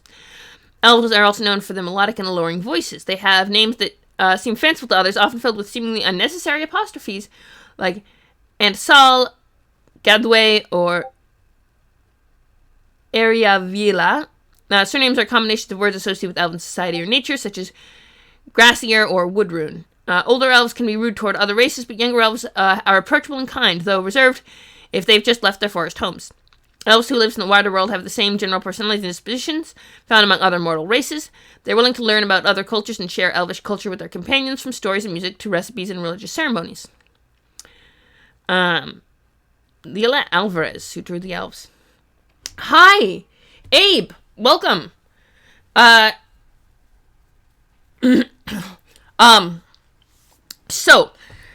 introduction. My name is Lee. He and Vibes today. Share They is fine. We are going over a D&D 5th edition D&D supplement called I'll go back to Elves in a minute, I promise. Tales of Arcana 5e Race Guide. That has, it basically is a setting guide for this continent called Arcana on the planet of Genesis in the universe of Elohim. It's got this protective sphere that keeps people out from other planets in the system. Although you can get through it, as the Angel Castiel proved, there's a lot of lore on this stuff. So I've just been reading through the different races, talking about the lore, stuff like that. Vibing, hanging out with people. I'm very easily distracted. But I love it when people say hi in chat, and that's kind of the point of the streams. It's just to distract and go where we go. That's okay. No worries. Pop in and out as you want. I have no issue with that. But yeah, you are welcome to stay for as long or as little as you like. I'm just here vibing. Come, hang.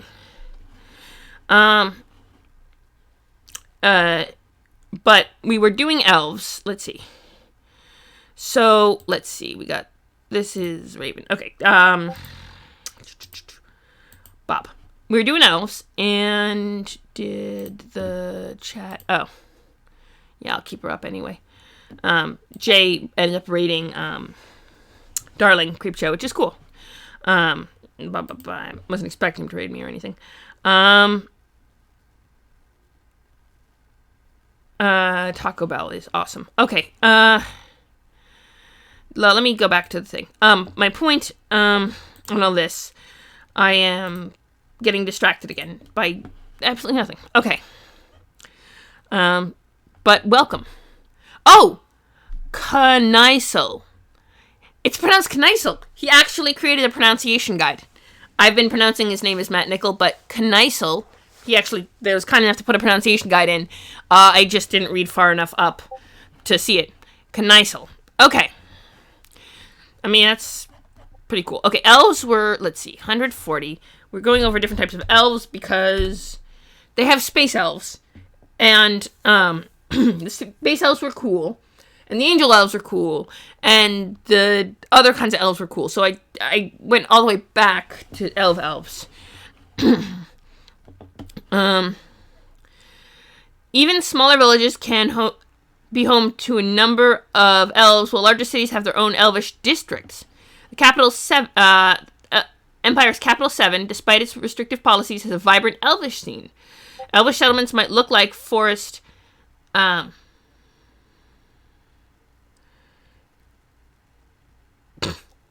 Okay, that is kind of cool.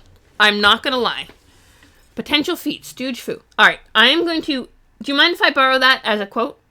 And share it with everyone else?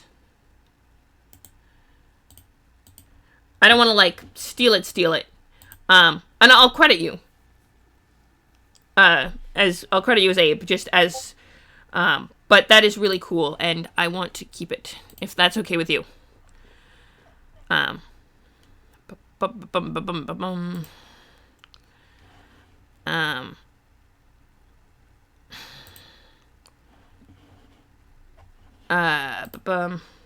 Excellent. Then I'm going to post it in... Oh! This is a fun chance to...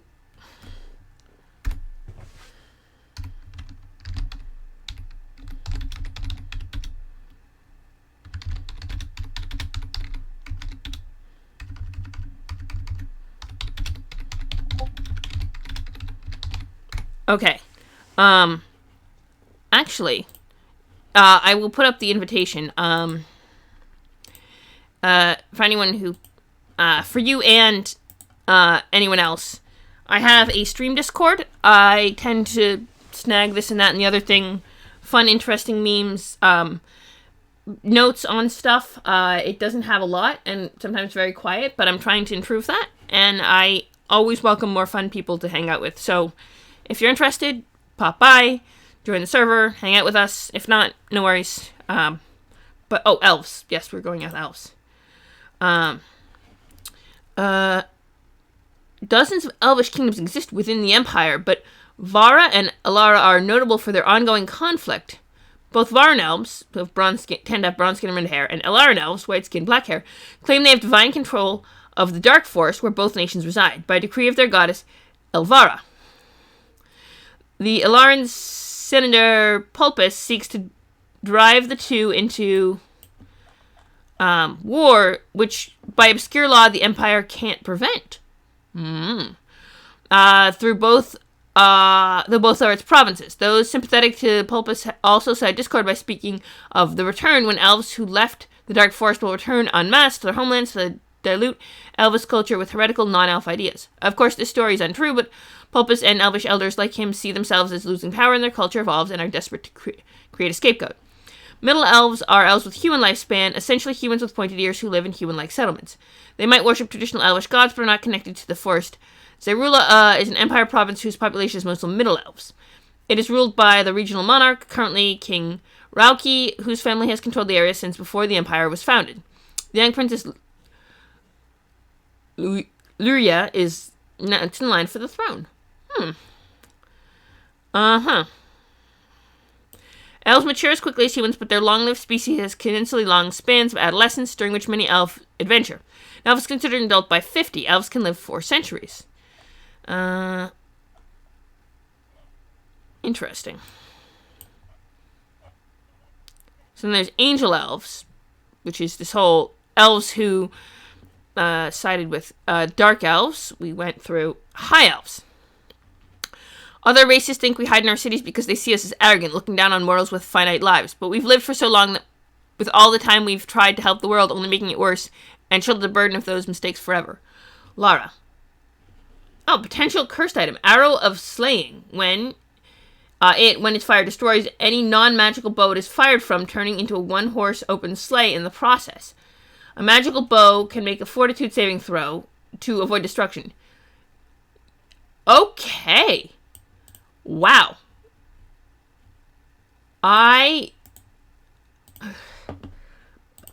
That's cool. I'm gonna bop that out in here too, because I think deserves to be seen with the world.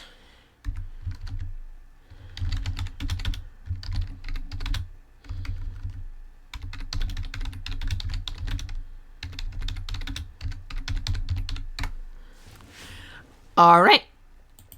Pop. Okay, hang on. We've learned a lot of things. Black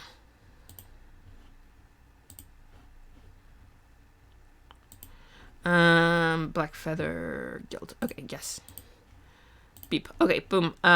Beep. Okay. Bop. Bop.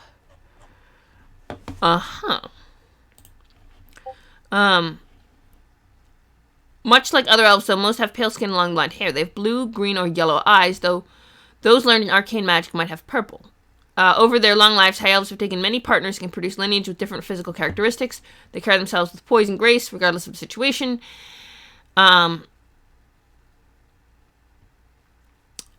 speak in a fine manner. They always wear finest clothing available. Despite their affectation of apathetic nobility, they are incredibly intelligent and perceptive. Unlike other elves, high elves no longer have an inherent connection with nature. They rarely travel from their ancient cities, so they have difficulty interacting with other races. Many find it hard to connect with short-lived beings, though high elves might fear death more than mortals. While some high elves are thousands of years old, typically younger ones, only a few centuries old, are likely to leave the city. According to legend, high elves were created by the Vanir goddess Freya of the realm Vanaheim to settle the realm Elfheim. In the Demon Age, she sent the high elves to the mortal plane to help slay the remaining infernal races. After the flood, they built spire cities across Arcana, with many of the forest in the forest of what is now the Empire's Arhara province in the Middle Arc region, home to High Elf city of Shaldural. That's the one. I knew it sounded familiar. It's a High Elf city. Okay.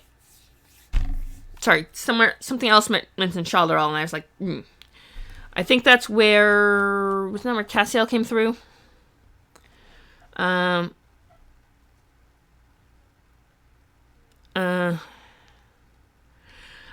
the essence well at Shaldural. Yeah, so that's where Cassiel, the angel who created the angel elves, who were this army of elves that he basically captured angels. No, the Empire. The Empire. The Empire is a country in Arcana. I mean, it might be argued to be similar to the Empire State Building, but not referencing it.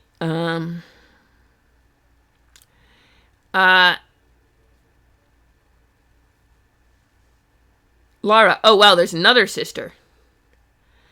Isnara and Lara okay, so they're the 3 Spellblade sisters in who were High Elves who got dragged into becoming Angel Elves by stealing Angel Grace by Cassiel and then turning against him and trying to defeat him. Cole Cardiff drew them. They reference.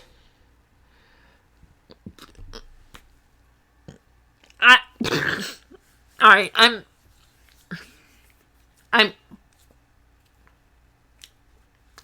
not even gonna. No, I'm not. I'm not even gonna. I'm not even gonna.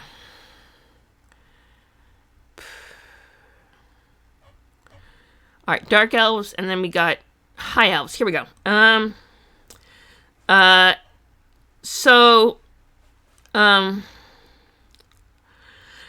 Despite their magical aptitude, the wild essence drove some High Elves mad and influenced chaotic nature of the savage wilds. The Elven Age concluded at the end of the Essence War.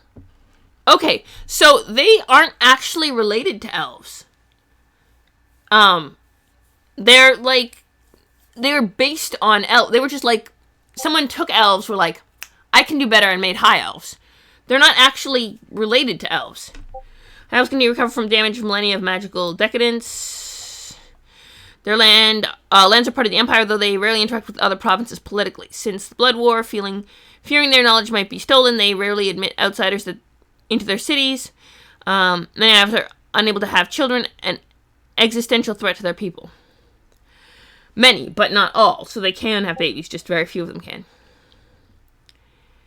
By adding heritage celestial trait from other races in this book, you may play as Vanir, a demigod born from an elven god in High Elves. One of the few times High Elves open themselves to mortals when the human Tython McGuff married a High Elf prince named Elo. Tython, a prominent Empire politician, used Elos to access forbidden High Elf tomes. He used that knowledge to increase his power, even learning their spells to violently reshape goblins into the first orcs. For that betrayal, the prince consort Elo and the High Elves stood against the Blood King Tython and Bloodreich in the Blood War, which ended only due to the Winter Age. Right, because Tython's brother... Hang on. Tython's brother... Tython McGuff. Hang on. The Blood War. We're going back to the history. Because there's a lot of lore, and I'm curious. Oh, if you have any questions about stuff I'm skipping over, or anything, I can go back. Ooh.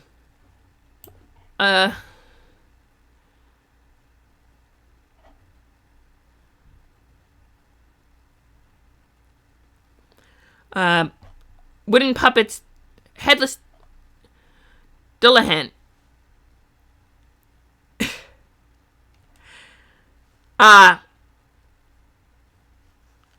Humans whose head are separated from their bodies, despite the lack of neck and head, is still metaphysically connected to the rest of it. Love detaching their heads to make others uncomfortable. Okay. Alright. Random okay, that's interesting. Yeah, there's a lot of crazy stuff in here.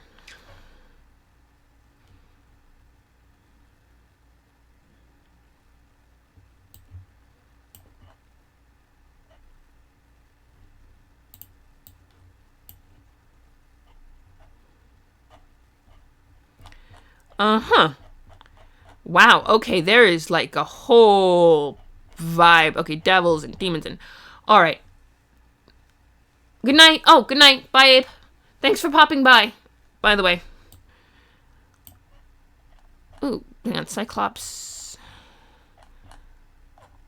Come in. Cyborg. Cyclops. Oh, she's kind of pretty.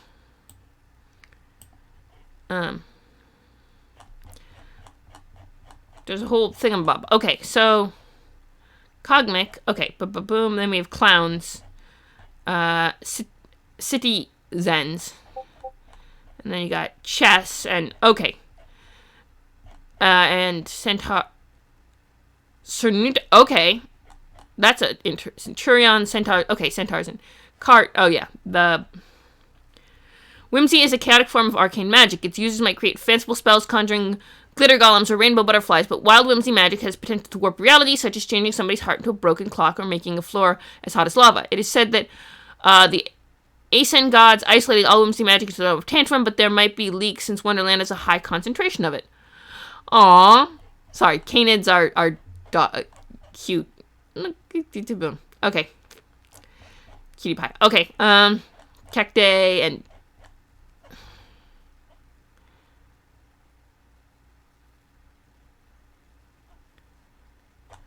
Okay. Behemoth and... Oh, okay. What? Asmodean. Former angels banished to purgatory, refusing to pick sides during the rebellion. Though their realm's neutrality, anger, and sadness has transformed them into horrifying infernal beings. Okay. Flock. Avians. Okay. And... Okay, there's a lot of... Alright, we're gonna have to do a whole... Animate toys.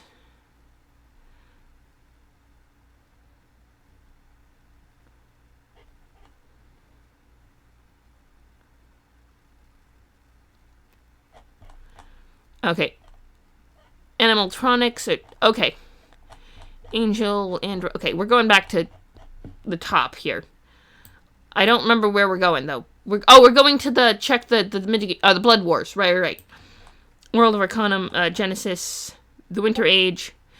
Non-magical human Typhon McGuff, known to history as the Blood King, became jealous of his accomplished sorcerer mage brother Argus. Typhon corrupts the Empire with messages of intolerance toward non-human magic users. He leads the Blood Reich and its infernal machines across Arcana. Right.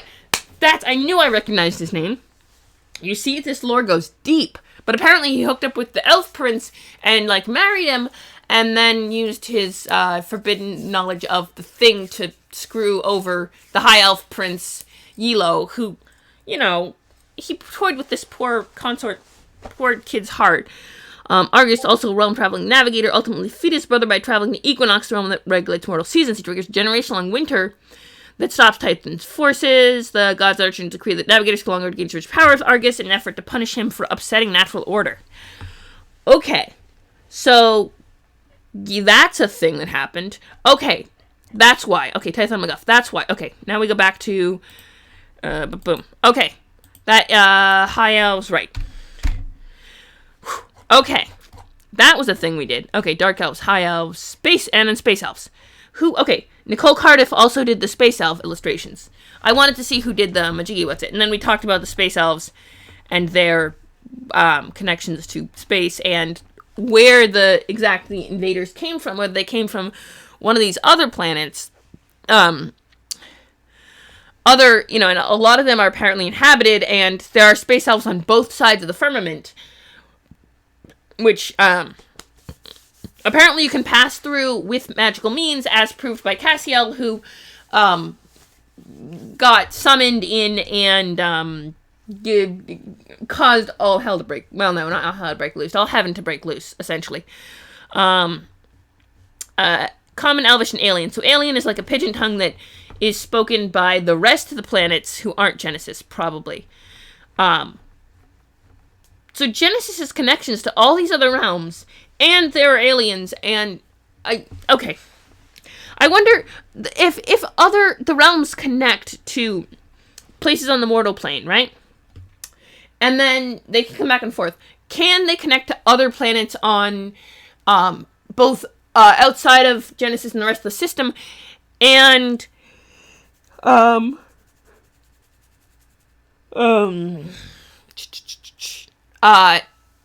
outside of even, in the system, or outside of the system even, and if so, or whatever, the Chosen's planet, and if so, and how do you know that the Chosen didn't come from one of the realms and then seal off the realm and not, like, another planet, like, sorry, I'm poking holes in this amazingly deep lore.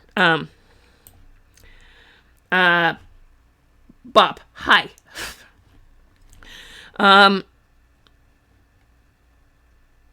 To stay bound to the earth and trees when there was so much beyond our planet was not the most pragmatic course of action. Lindera, space elf philosopher. Yes.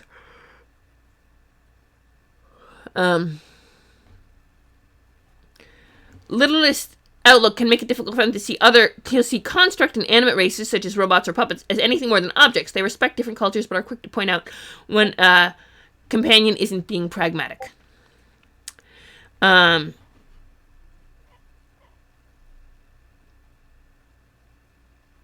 the High Elves created the Essence Wells and other elven societies embrace forest and moon worship, the actual ones that live like 400 years and are young and vibed. Okay,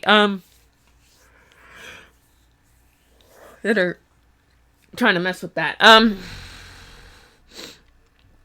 Moon worship. A group of high elves saw their kin becoming isolated from the wider world. Even as those elves sought to understand its mysteries, they locked themselves away in towers or forest cities. Even as those elves sought to understand its mysteries, they locked... the high elves who would become space elves found this isolation foolish and used a waygate to travel to the Red Moon Barsoon, where they built their first cities. In addition to discovering other waygates, they used a combination of magic and technology to create citadel ships that travel between the moons. In the modern age, space elves rarely come to Genesis preoccupied with lunar threats. They might travel to Arcana looking for chosen technology or other relics, or simply learn about other cultures. Space elves rarely worship gods, but devote themselves to the philosophy of pragmatism or scientific discipline, as if it were a religion. So Vulcans, basically. Space elves monitor the celestial alignment and oppressive multi-planet government within Genesis' system. How many planets, I wonder?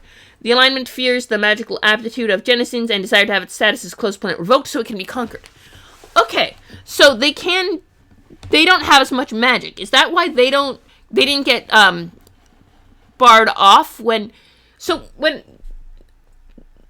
so if the space invaders from the Sky Wars came from a planet that was outside the solar system, then putting the firmament would have done nothing to protect any of the other planets in the system, which it was established all had freaking people on them, right? Sentient races. If that were the case, then it was an incredible selfish thing to do. If, however, unless it was just to keep Cassiel away from that because Cassiel was being extra picky, right? But here's the thing. Because he put the flood through afterward. The firmament, though, was put in place after the Sky Wars. So then the invaders must have come from another planet, and the angels and the Eternals were particularly cared about Genesis because it connected to so many other realms, and also because they were playing favorites. So essentially, they were playing favorites with Genesis, whether or not the invaders came from out of system. Because if the invaders came from out of system, and they invaded Genesis, there's no protection for any of the other planets, right? They had to do their own stuff.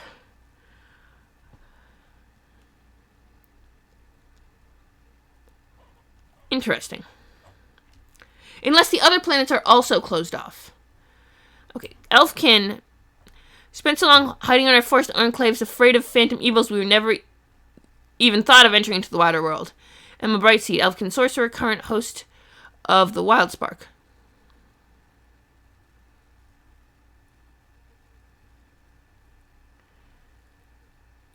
I feel like that's a bookshelf. Or you're facepalming. And I can't tell which. Oh, like the... Okay.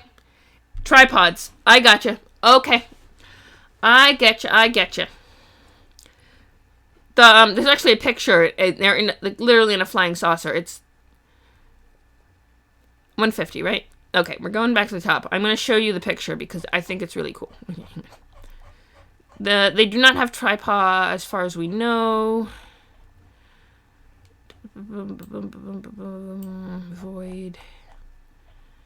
Fairy quartz. Void. Alright, pictures. Come on. That's the map. Celestial that's the Eternal Gaia and Titan Metris battle Cthulhu of the Great Old Ones. I felt like Metris... Titan War. Maximum Overdrive battle Metris during the Titan War. Okay, so the Titans...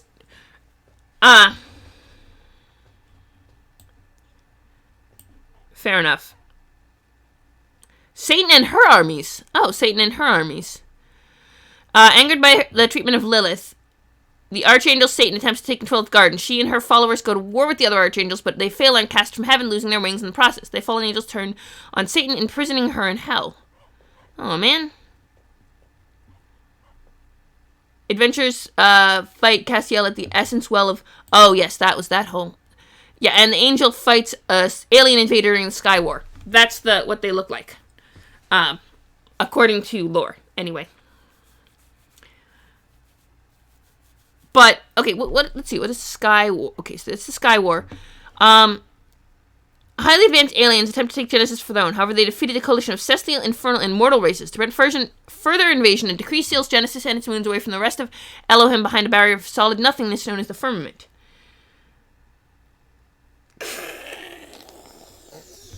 I'm sorry.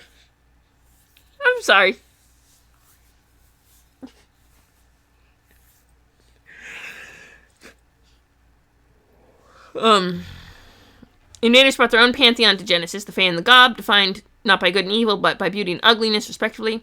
They create their own mortal races. Ogres and trolls spread the kingdoms across Genesis, as do the fairy courts. All of these civilizations subjugate the Dwarves, Elves, and humans that live together in the regions. The native race is war with the new conquerors or attempt to hide from persecution. And Castiel got pissed about that and caused a flood. To outer space by the other archangels. Most ancient civilizations did land and off beneath the waves. The Fae leave the plane, hypothetically. Okay, but Elven Age, elves recover quickly. Their displacement caused them to discover naturally occurring source of essence. They build cities around the sources and learn to use the power of following the goddess Freya. Some elves become attuned to nature. Those are the more chill ones. The elves restore Gaia's forest centuries before they would have occurred naturally for thousands of years. Elves study magic, protect the world, where they war with the remnants of troll ogre empires. Gruntle is gorgeous, okay? And he is a gorgeous ogre. And he deserves nothing less. Okay. The essence... Oh, and Castiel comes back when the essence fights. Okay, but high elven followers, not regular elven followers. That's the whole thing.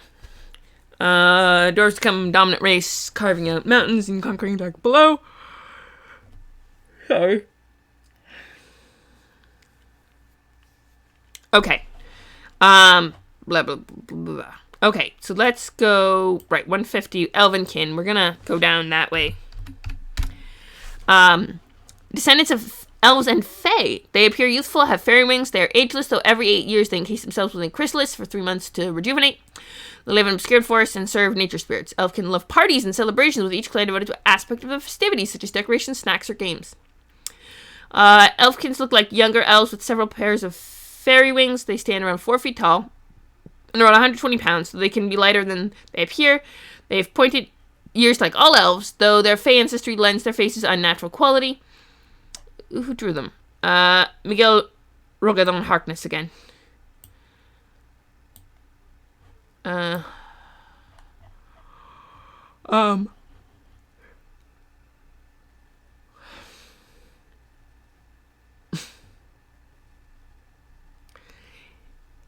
He has a mohawk mane, you mean.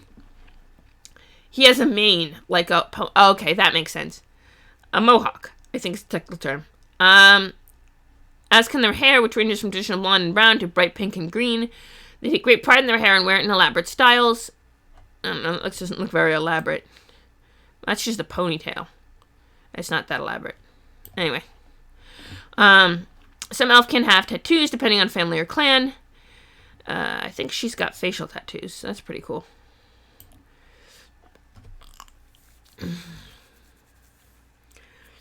It's a mohawk and or a mullet.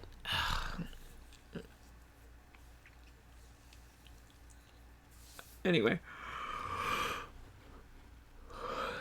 They love fashion and self-expression, so they mix and match clothing style in a way that are pleasing to them, but might seem bizarre to an observer. Shoes for hats, pants as scarves, backwards coats, and like. Again, pretty boring looking for what's described. Their voices are high-pitched, and they tend to talk a lot. Alright, I can vibe with that. Elfkin are energetic and friendly, but less annoying than puppets or gnomes. They love helping others. Few elfkin leave their obscured region, so everything is new to them, and they can be little out of their depth. Elfkin work well with nature-related faces, such as mandrakes or burials, and those who protect nature, such as fey dragons and elves.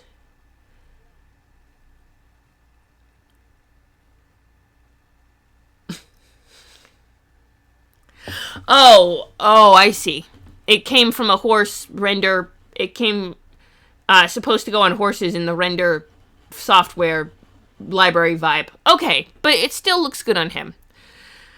The god war engulfed all of Arcana in the wider Genesis in conflict, but the region known as the Forsaken Lands was the hardest hit during the conflict. To protect nature, the tree aspects of the grove obscured a large section of the forest with the aid of Sasquatches to seem as though they no longer existed.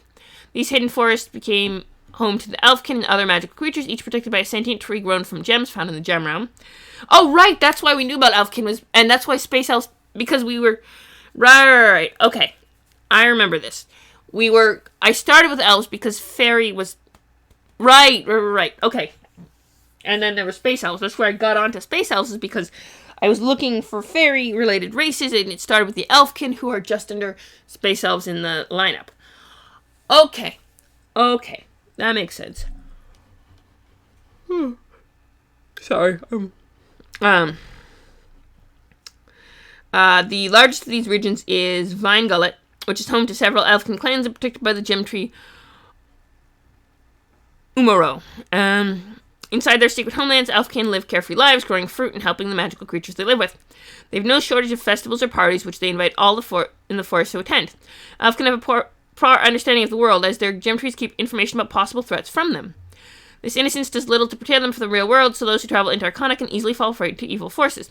In recent years, the malicious sorcerer known only as the Baron has begun burning down the hidden forest in search for the Wild Spark, forcing elfkin out of hiding and into Arcana. Wild is a form of pure essence, that grants its user inherent access to all types of magic, effectively giving a mortal the powers of gods. It originates from the essence core and was part of the first flame that Titan Promethea stole. It would later become the Archphoenix. Wilda was contained by the powerful wizards and sorcerers during the gathering long ago, to be protected and hidden from those who would abuse it. Hidden and obscured groves and valleys, elfkin were selected to host the Wild Spark. Okay. Makes sense. Dexterity and your charisma by 1. Okay, charisma boost. Springing from large magical flowers as adult, elfkin are ageless. However, every 8 years, their wings encased in a crystallized for 3 months, they'll be rejuvenated. So they never actually are born, and they just kind of... Boop, well, they grow from flowers. I wonder how the flowers...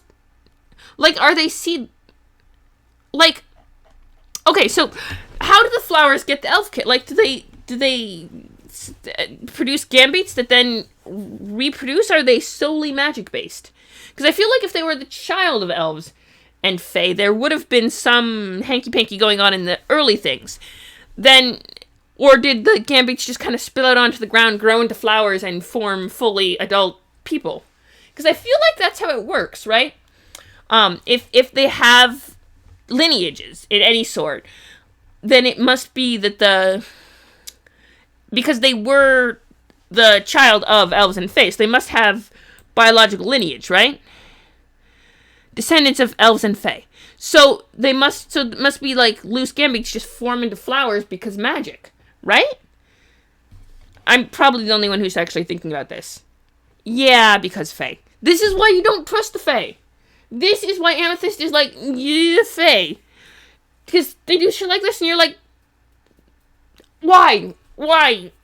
Just, why?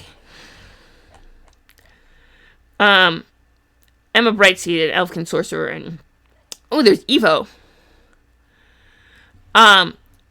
We are not daemons, nor do we bear the torch of hell. We are human, just like you, but nature has afforded us certain powers that are our birthright. We should not be cast out of society for who we are. Our evolution founder. Evo are human with genetic trait that grants them unique powers or skills. Mutants. They take on unique physical appearances depending on their power, though some still look human. Their powers are biological in nature, even those that confer a type of magic.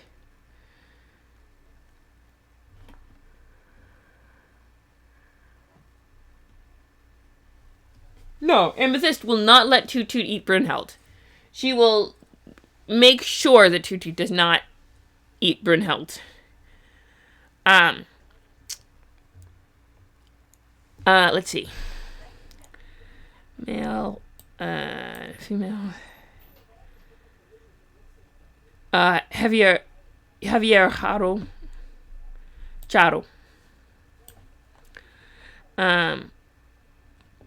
You are human, but due to their unique genetics, they can appear in various sizes and shapes.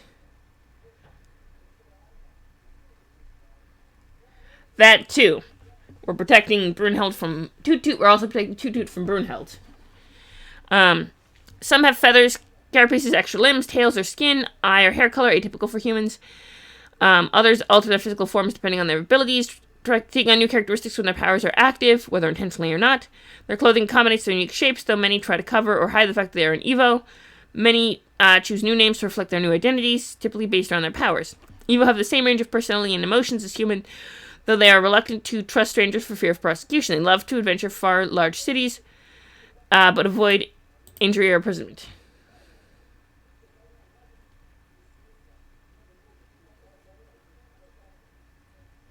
Yeah, that's fair.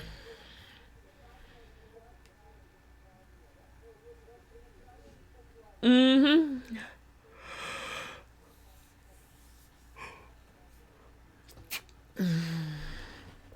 Evo have always existed, though the cause of their mutations is unknown to scientists and wizards alike. Having an Evo parent or even two doesn't guarantee an Evo baby, further compounding the confusion.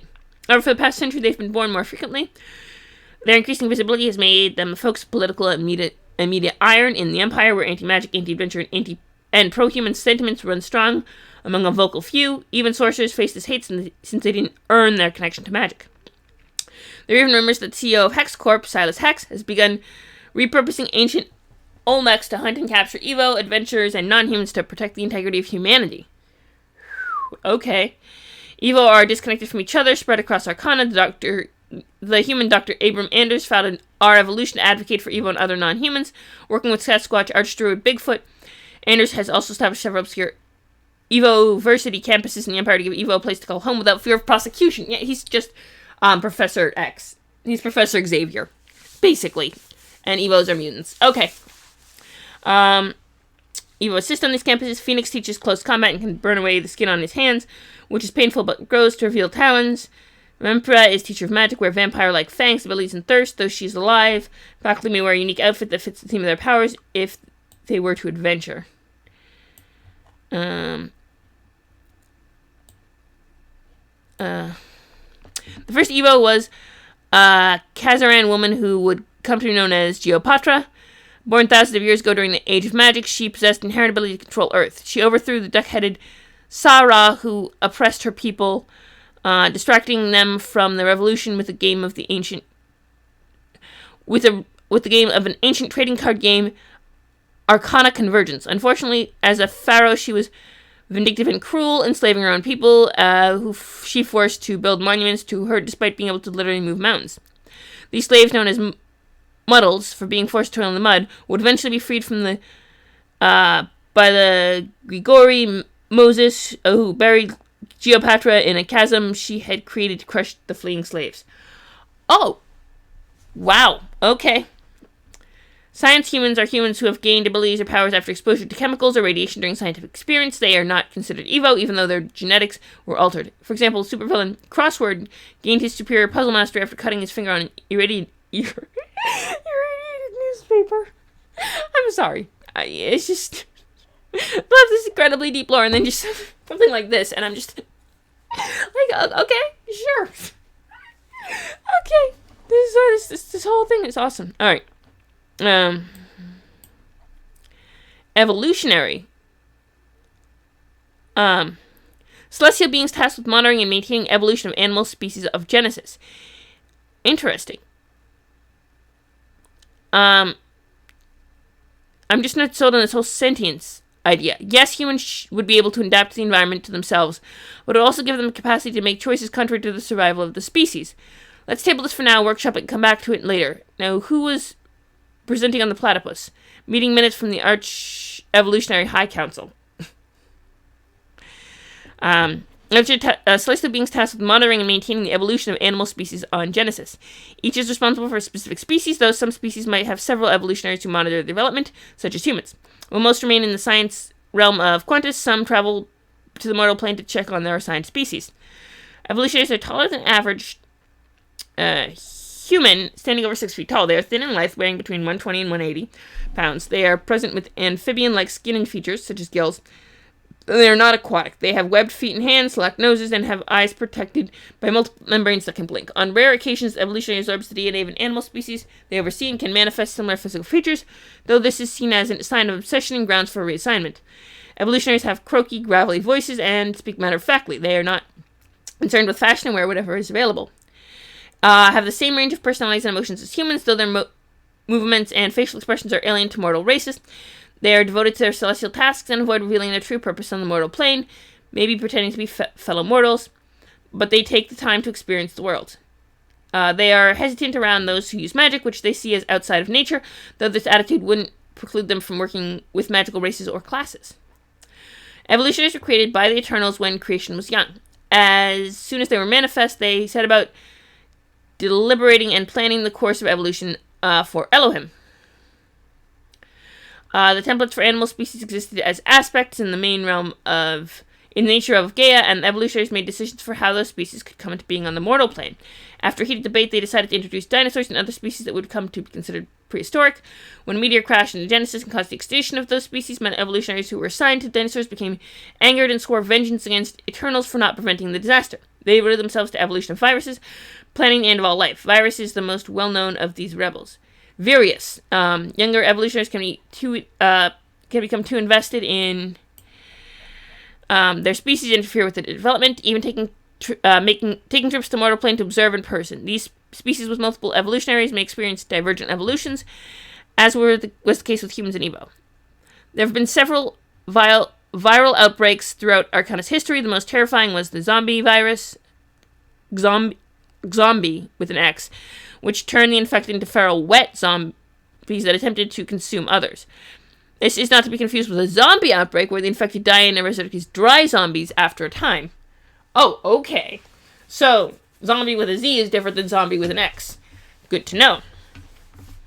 These outbreaks were violent in their region, but small compared to the recent Cootie outbreak, which infected and killed thousands of Empire citizens, transmitted across Arcana via Waygates. The business lord and CEO of Conglomerate, Creedon Lax, attempted to keep control of the outbreak in his city of Capital 5 by signing legislation to outlaw the virus. Obviously, this didn't work. He tried to make the virus illegal. I mean, I wish our politicians were at least that concerned instead of trying to deny its existence, because at least I would show they care. But, there's that. There's Eyemaster.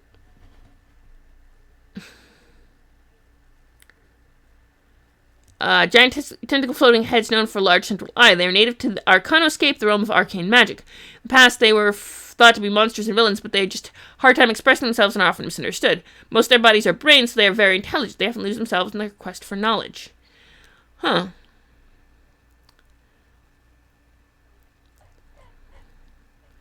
It's faceless.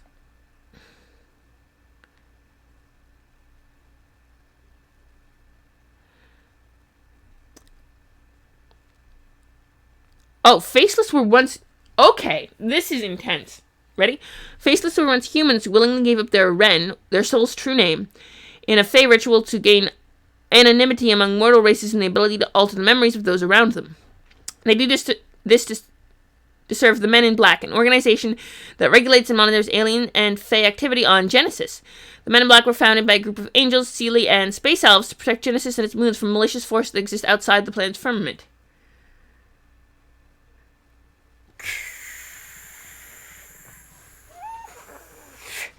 Eye Master, as in Eye Master, not Thigh Master. I mean, it doesn't mean the Thigh Master couldn't exist, but that would be down in the other parts of F. Oh, wow, it is nearly 11 o'clock. I've been streaming about, like, fairy tale are left the realm of fable live on our plane. They are immortal, but can be killed, though the realm of ever after may restore the fallen fable to life. Fables are aware of their nature and try to hide their status from mortals. Some fables are based on urban legends, while the mortal subject of tall tales may become fables themselves. They are beginnings from story, believed in as gods, and live lives as mortals. I'd revise them from the face of Genesis, but sadly I lack the jurisdiction.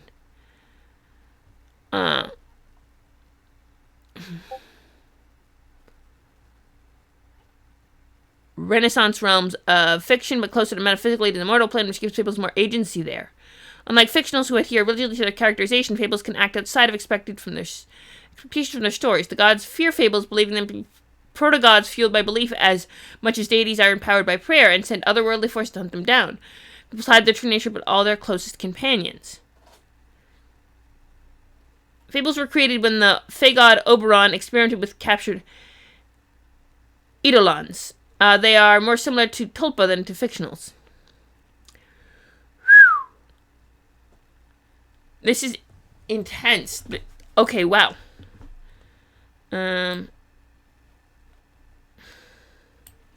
Some real-world fairy tale characters are fables in this world, while others might exist as mortals. For instance, Red Riding Hood and the Big Bad Wolf are fables, but Prince Charming is a royal being of the Enchanted Kingdom. Similarly, the 7 dwarf kings referred to the dwarf entry in the book are an homage to the Snow White, but they aren't fables either. John Henry is demigod of the sun,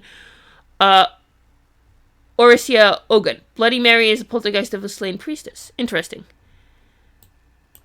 Fangel. Heresy is heresy, but if they exist, neither above nor below, betwixt could let them live. Father Abbin, theoretical theologian. This heresy is heresy, but if they exist, neither above nor below, betwixt could let them live. The angels are genetically engineered hybrids of Fey and angels, seen as abominations by heaven and the fairy courts alike. Some, such as demons and devils, seek to capture Fangels and learn the process of their creation to unlock more powers for their realms. Many fear the Fangels could shift the balance in the war between good and evil, bring heaven, hell, and the Fae into direct conflict. Fangels only wish to be left alone, hoping to understand who they are and live free from danger.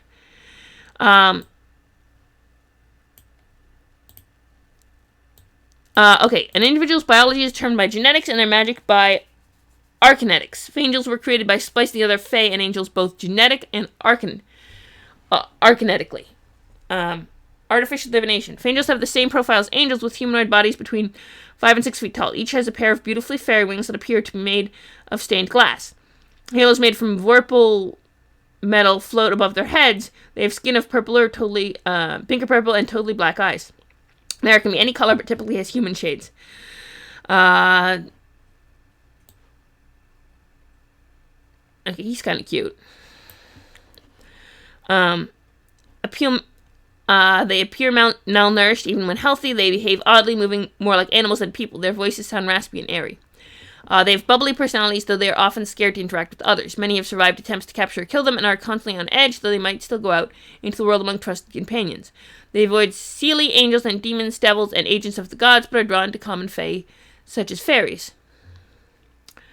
Fangels were created by a rogue evolutionary for reasons unknown. Hunted since they first entered the world, they might never meet others of their kind. Though Fangels fear otherworldly forces, they are most likely to face persecution by angelists, mostly from the Catechist Church. However, some are raised by compassionate clerics and grow up hidden in the temples of more aggressive angelist denominations, such as Thessians. As they get older, Fangels might feel compelled to higher power to travel despite their desire to remain hidden and help people in need. They might also be drawn toward other fae. The only home to more than one Fangel is the High Scabrine, the dominant city-state of the Forsaken Lands, where a cluster of a dozen live. Interesting.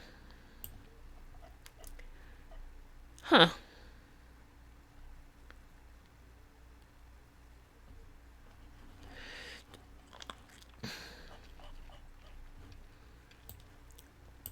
Oh, Fey Dragon. Here we go. I always hated the idea of leaving the grove. All my friends were there, but once I got the courage to leave, I realized there were so many new friends to meet. Glitterfang, Fey Dragon Rogue. Fey Dragons are an offshoot of dragon species imbued with Fey magic. Though they belong to the dragon lineage, they lack the genetic memory and traditional forms of other dragon races. Fey Dragon live in forests where humans and other mortals rarely tread, even avoiding elves when able. Though they keep to themselves, when they choose to contact others, they are friendly and eager to explore the outside world. Fey dragons are small, normally between 2 and 3 feet long, weighing 60 to 80 pounds. Each presents with a different form, usually that of a reptile or amphibian such as lizard, frog, or toad. Some might have squirrel or fish bodies or appear as a combination of several species. Each is covered in a shimmering chromatic scales and has 2 pairs of fairy wings, patterned like stained glass. They burp glitter. Fey dragons speak with high-pitched voices, making them sound childlike, though larger ones might sound low and rumbly instead. They can wear clothing, though they'd prefer not to, and learn to live with it while adventuring. Fey dragons come across as excited and overenthusiastic when they choose to reveal themselves. They want to learn and try hard to please, though they can easily wear out their welcome. They're ruled by extreme emotion and have difficulty keeping themselves in check. Even when someone detests them, Fey dragon would treat that individual as a friend, often making them angrier. Other races, such as toons and clowns, dislike working with Fey dragon for fear they will steal the spotlight. The Fey first arrived in Genesis after the Sky War. The most powerful Archfey began claiming territory and realms as their own. When mortal realms were created after the Cataclysm, they conquered many of those as well. They had no regard for natural order and saw themselves as future rulers of Genesis. In modern age, most Fey have retreated from the mortal plane, though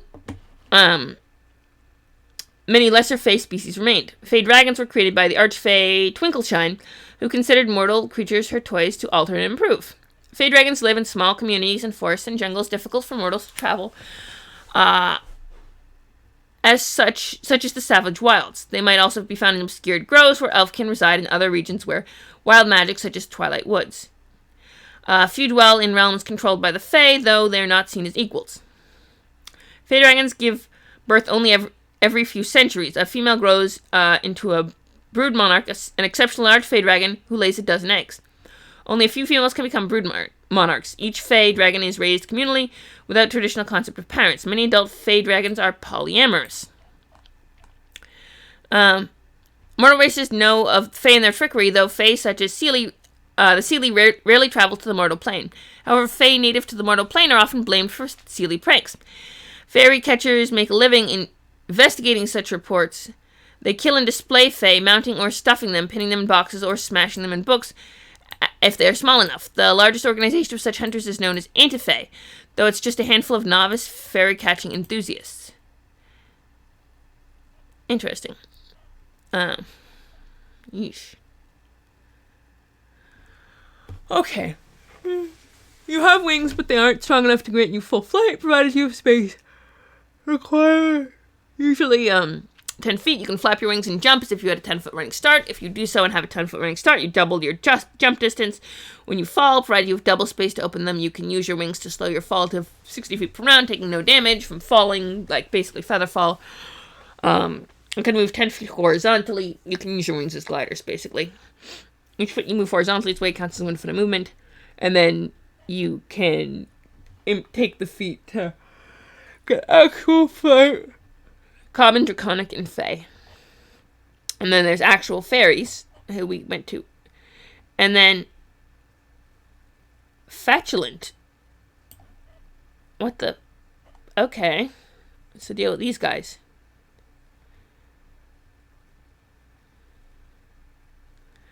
Alright, this is ridiculous. Other cultures venerate the heart or the brain, which is understandable. We see the butts as the greatest part of the body, for it expels evil found within. Brashago, Fatulent Elder of the Windbreaker tribe. Fatulents are a race of ogres covered in farting butts. A Gobkin race. Oh, that's why they were created by Gob. They originally migrated to Genesis from a gas giant.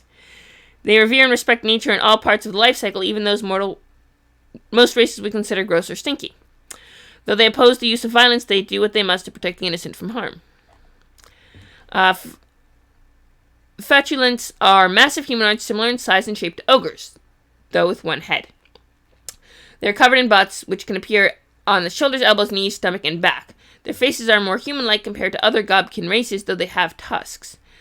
Their hair and skin can be any color. Well, they're depicted with hair. Oh no, female has hair, male does not. Okay.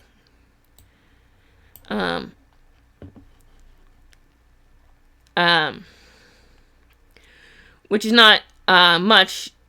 Okay, so though they have tusks, their hair and skin can be any color. They have nomadic, so they wear only what they need, which is not much due to their hardy dispositions.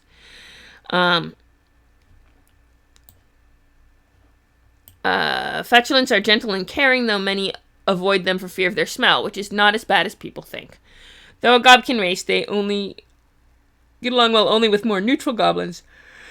They often seek aid from the Sentinel of the Era. Despite the physical similarities, they have no connection to Batarians. Like other Gobkin races, Fatulents were mortal descendants of the Gob, a pantheon that traveled to Genesis from another planet. Unlike other Gobkin, Fatulents did not arrive with them, but came from a gas giant said to have been ruled by a benevolent Gob God. It's unclear when or how they traveled to Genesis, but they are driven by a singular mission. Some societies believe in a world heart, a primordial core of the world that regulates and balances the forces of natural world. Fatulents each believe each world has a world but where excess forces of the planet are expelled, though many people scoff at such a notion. They've arrived on Arcana seeking this feature, telling stories of the destruction of the gas giant's world bud. Fatulents have been on Genesis for only a few generations, but they've quickly become one of its foremost champions of nature. Many seek their wisdom for issues involving involving the elements and ecosystems. Though overall peaceful, Fatulents are willing to work for sinister character if they believe doing so could help find the world bud. Some people hold that the world heart is an eternal, buried deep within the earth, while others think it could be an old one or Titan device. The world heart for Genesis is commonly known as Arcana, and thought to be located beneath the continent. However, there's very little evidence that a world heart exists, and it could just be a myth. And the world bud also could just be a myth, but... Ooh. Ferak. Feline race would have conquered the Sherex Desert if we weren't so prone to nap in the sun-warmed sand. That's a thing. Okay, so what I was... There was one I was... Fable, Faceless, Eye Master. The Elves. Hang on, I'm going...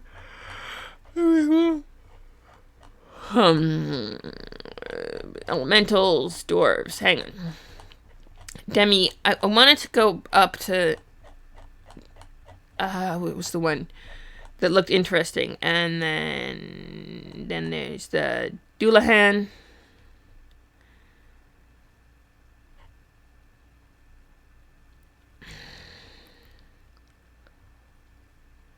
Yes, the Emperor's Province. Albion claims ownership. Yuri. Yep. Okay. Vibes. Draconic. Jin. Diva.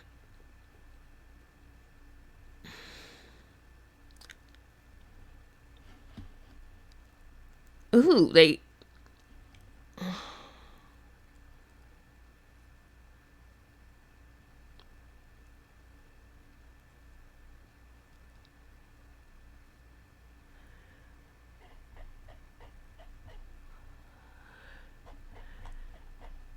Devils, hang on. There was one devil, demons, demi-dragon, Daywraith, Daemon,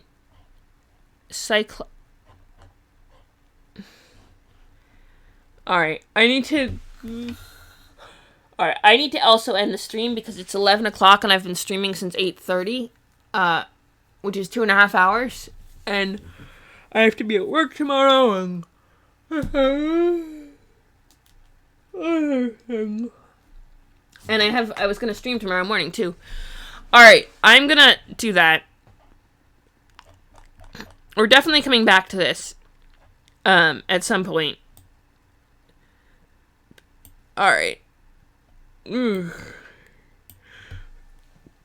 Thank you all for coming to my increase epic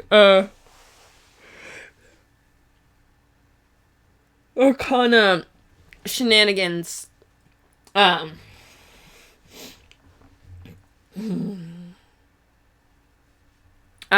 Tales of Arcana shenanigan. Bye. Okay. I need, also, check, I'm gonna put a link to, I don't know who's here, but